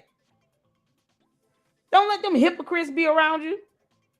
Guard your heart, guard your mind, your ears. Be careful of what you bring in and digest. Use discernment. There is nothing wrong with Erica Kirk telling both of those clowns, I'm not putting either of you morons on the program for what? You all consider yourselves to be my friend? How? You know Candace is out here putting my life in danger, and neither of you are going to say anything? Kiss my ass. And then she can hang up on them and keep living and sleep peacefully. Or I'll do it. Erica Kirk, I have no quarrels with telling Megyn Kelly's dumbass and crackhead Mickey Mouse to kick rocks. Just send the word and let me know when you want me to go ahead and put up a video. I'll go live on that one. On behalf of Erica Kirk and TPUSA, to the crackhead Mickey Mouse known as Tucker Carlson and Megyn Kelly's dumbass, who should be disbarred, Erica Kirk said, kick rocks. Be gone from her presence. Do not expect to be on any more programs. You're not her real friend. How dare you allow a demonic alien from another planet come here on Earth and attack me to the point where I'm getting death threats against me and my kids. And neither of you buffoons want to call her out by name because you're cowards. You're no longer going to leech off of TPUSA. You want an audience? Figure out how to do some real research and reporting and keep your bots and your cult members and your audience over there where you at. But you're not getting our help with that. We will no longer platform you clowns. Oh, I can go on and on. Let me know when you're ready, Erica. I'll tell them. Strike the other gentleman that frequents the Paramount Tactical channel. Is his name Jason? I don't know. I'm still feeling this out, okay? I'm not logging in. No, I've already logged in. No. Talk to myself a lot. Scripture, let me just tell you. God is so amazing. Exactly. It's all there. It's all there for us. We've been warned. People are going to call evil good and good evil. They love the darkness. They hate the light. And we're seeing it in real time. Yeah. I am still grossed out by, because it's a nonstop assault of Erica. They won't leave her alone. She can't even, I mean, she can't walk or sit still without getting in trouble. Somebody making fun of her, calling her all sorts of names. And then a lot of you have scripture in your profiles. Yeah, keep mocking God. He'll sit you down, rightfully so. Baron Coleman, Megyn Kelly, crackhead, they all got it coming. Brandon Tatum. Let's not forget about that dumb clown. He is still out here scared to say something to Candace. But then he'll call out Megyn Kelly and Tucker Carlson. Who the hell? Well, I know her on a personal note, and I consider her a friend and blah, blah. He's still doing her merchandise, knowing damn well she was putting out those T-shirts, going after Erica Kirk. He's another one Erica Kirk need to kick to the curb. Kick all these dumb leeches to the curb. You don't have to be over here in TPUSA to be conservative. Go be conservatives over there. That's all she needs to tell them. Don't call me no more. How dare you morons sit here and let Candace come for me and my kids, put my life in danger, to the point where Lady Luck Club is practically begging for me to get a protection or restraining order so I can stay safe. And none of you buffoons want to call this girl out by her name because you scared to lose your audience. All them bots gonna leave your channel? Oh no. This is why I bless God to have the freedom of speech and expression that I have. I don't have to be political to uphold my right to free speech and expression and freedom of the press. Politics has nothing to do with exercising my rights protected by the Constitution of the United States of America. Laws, because laws are laws. Whether you left, right, conservative, liberal, Democrat, Republican, you have the right to free speech and expression. This is why we're here talking about this, because Tyler Robinson got big mad because Charlie Kirk said things that Tyler Robinson didn't like. infringing upon his free speech by taking away, like Edie Marie said, and I love how she put that, took away his right to live. You're robbing his widow of having the right to live in peace. Candace is robbing her of that. People are out here stalking this woman, not caring that it's a felony, but then they want to get big mad and delete their accounts and profiles when you report their ass to the FBI because they're cowards. Report them to the FBI. You owe them nothing. Project Booger Nose want to go out here. Project Constipation. And dox people, report his ass to the feds. Don't nobody owe him anything. He's not paying anyone's bills. Probably not even paying his own. It's that simple. Hold them accountable.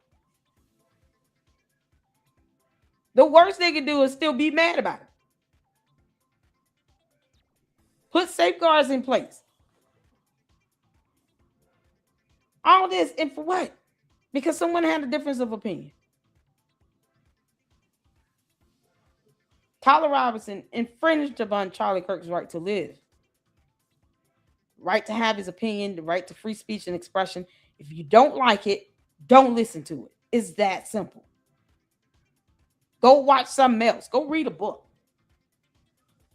Candace can do the same thing. She would rather sit here and obsess and stalk Erica Kirk because she wants Erica Kirk dead. Candace Owens wants Erica Kirk dead. I'm going to keep saying this because I've been saying this. I called it. I have been saying this. This NCRI report basically validates what I've been saying for months. I have whole videos. I'm going to show y'all my videos of where I have video titled Candace Owens wants Erica Kirk dead. Just like that. That discernment is something else. You let God use you to get it. Some of this stuff you can see coming a mile away. I see through Candace. She ain't getting them past me. Suing her, getting restraint orders, protection orders. It's a must at this point. There's no other option. These cohorts out here doxing people, report their ass to the feds. Watch how fast they sit here and cowardly buckle down when they actually get an investigator, FBI agent show up at their door. Yeah, we have a few questions we need to ask you, and we also have a search warrant. Kick rocks. Report them. You can't do that. You can't drink from the cup of the Lord and the cup of demons. You can't do it. Amen. Friendship with the world is enmity with God. Okay. So you who are acting like the world, worldly, dark, evil, wicked, sinister, intentionally cruel, that's a violation of Scripture. And you're grieving a holy, precious God. But there is good news that Jesus Christ is Lord. Jesus Christ, who is God incarnate, born of a virgin, walked this earth sinless, tempted as we are, but never sinned. He was perfect. Perfect. He is perfect. We're talking about his time on this earth. There was no error in him, no sin. He committed no sin. Yet he bore the sins of the world. While we were all sinners, Christ died for us. It was a brutal punishment that he endured, and it was long and gruesome. And I don't believe that the human mind can comprehend what he went through. He didn't look human. His flesh was ripped open. His bones were on display. They tortured him. He was tortured. And then he was humiliated, mocked, ridiculed. And while he hung upon a cross, he said, Father, forgive them, for they know not what they do. And after he gave up his spirit, because he laid down his life, it wasn't taken from him. Nobody took it from him. He laid it down willingly. A sacrifice once for all for the forgiveness of sins. And he was put into a tomb. And on the third day, that tomb was empty. Because he resurrected from the dead. He resurrected in body. That tomb was empty. He's not here. He's risen. And people testified to seeing him. He ascended to the right hand of the Father, where he now reigns, and he's coming back one day. That is excellent news. Because it doesn't matter what happens to us on this earth. Amen. It doesn't matter what awful things people say to us. or do to us. This is not our home. We're just passing through. We have, as followers of the way, the truth, and the life that is Jesus Christ, as blood-bought believers, as those who have confessed with their mouths and believed in their hearts that Jesus is Lord, our eternity is with a holy, righteous God, and we have nothing to fear. Don't fear those who can destroy the body and then do nothing else to you. Fear the one who has the ability to destroy your body and soul for all of eternity, thrown into a horrible place created for the devil and his angels, where there's darkness that can be felt. Ooh. The worms never die. It's weeping and gnashing of teeth, and there's no beginning, middle, or end. It's eternal. That's the future of a non-believer. Those, again, who confess with their mouth and believe in their heart that Jesus is Lord, accept him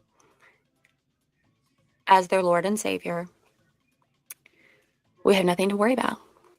Believe in the sufficiency of Scripture and the sufficiency of the work on the cross. It is finished. It is done. We are victors in Christ. We're more than conquerors, Scripture says. So we're going to have rough times on this earth.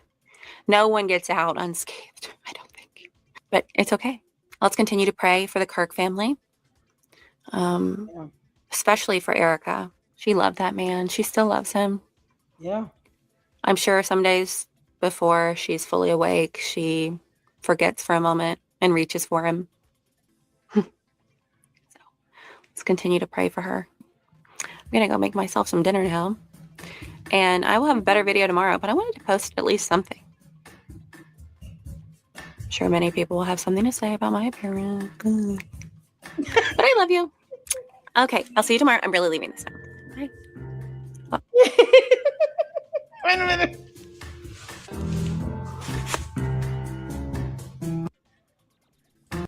Candace, eat your heart out.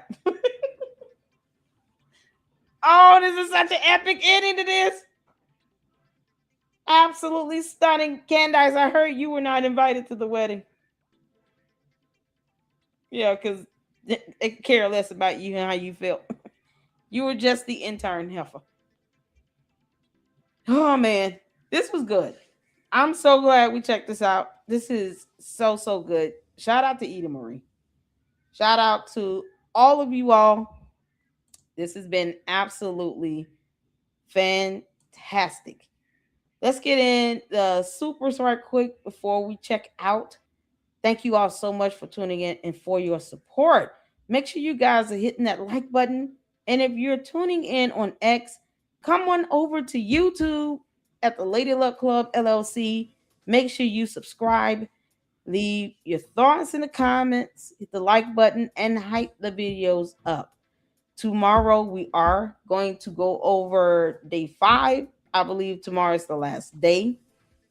As well as I'll get the documents from Pacer so we can see the order about this recusal and the order on why the motion to preserve the devices was denied.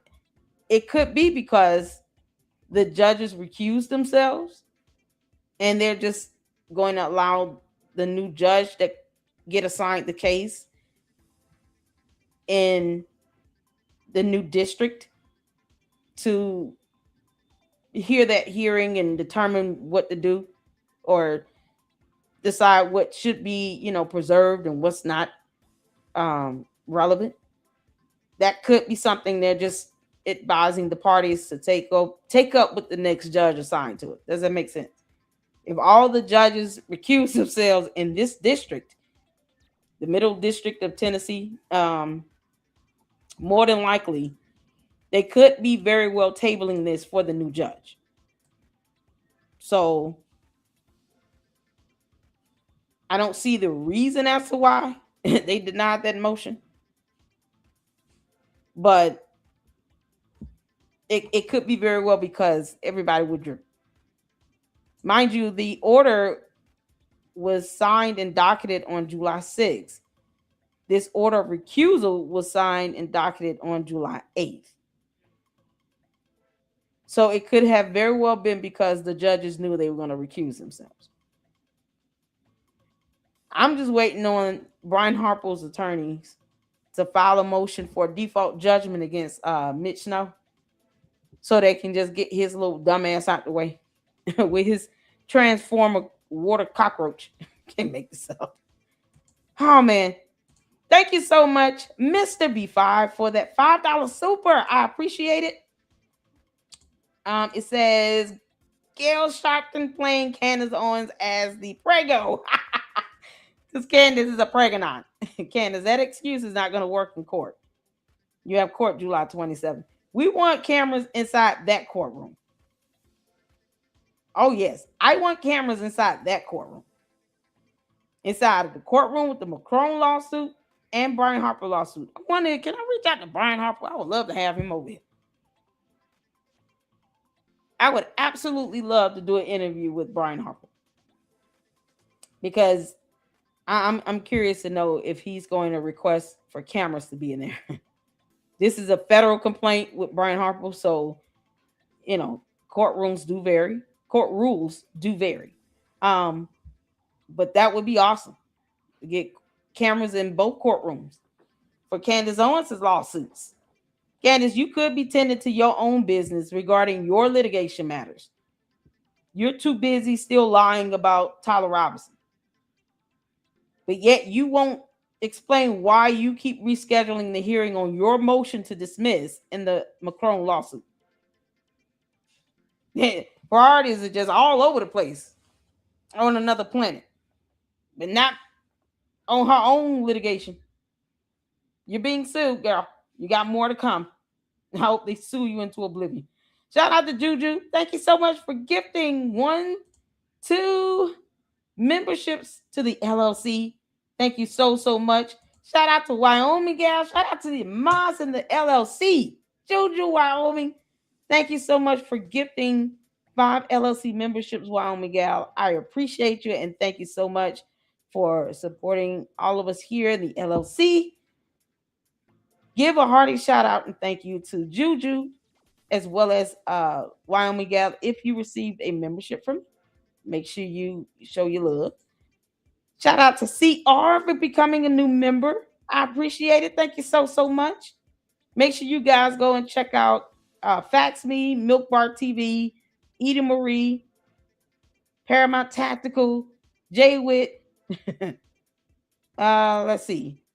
Tomorrow we will have on Saturday. Saturday we will have Natalie Jean Biesner here. So go make sure you guys go check her out. Trying to, I think, Mindy, did we get a chance to reach out to Mira K? She responded, let me know. We'd love to have Mira K over. And yes, Ryan Morrow. Make sure you guys check out the watch party we did on yesterday with Ryan Morrow. Absolutely fantastic. It was just awe-inspiring. Well done. It's something I would watch like on the History Channel. I mean, I've seen plenty of documentaries like that. Very informative and well done. So make sure you guys go and show these great content creators your love and support. And thank you, March On, for the $20 super. Hi, Miss LLC and Ms. Huertes Luxters. I'm with Edie on being chapped by the judge and the defense attorneys. Anywho, Grandpapa from Nuevo Mexico. Let me see. I'm trying to pull this up. Loves ya. Muchas gracias, damas y caballeros. Shout out to you. Much love to you all, ladies and gentlemen. Yeah, I got that part. Judge, the judge in this case, oh, he's a good-looking man. I'm not even gonna lie. But I love his professionalism and, the way he carries himself and maintains decorum in his courtroom. Absolutely phenomenal. And I wish all judges would do that. And this is coming from someone whose godmother is a retired federal magistrate judge. I call out corrupt judges just like I call out the ones that are ethical and moral, disciplined, and doing their job. So I'm so glad that they have this judge assigned to this case. And you don't have to be animated. Here's proof that you can very well go to court, conduct yourself accordingly and appropriately, and do your job well. So we just are so grateful for him being a great representation of the rule of law. All right. Thank y'all so much. We'll be back at it tomorrow. Like I said, day 5. Give a recap of that. And of course, we got to talk about Carmelo Anthony's appeal. So you guys tune in. Look out for the notifications. Thank you all so much for the support here. We're on the road to 50,000 supporters. I cannot wait till we get there. Lord knows I've been working so hard to get there. And you guys are the reason for that. So I appreciate all of you. Hit that like button. Hype the video up on the way out. And until then, Lady Luck Club out.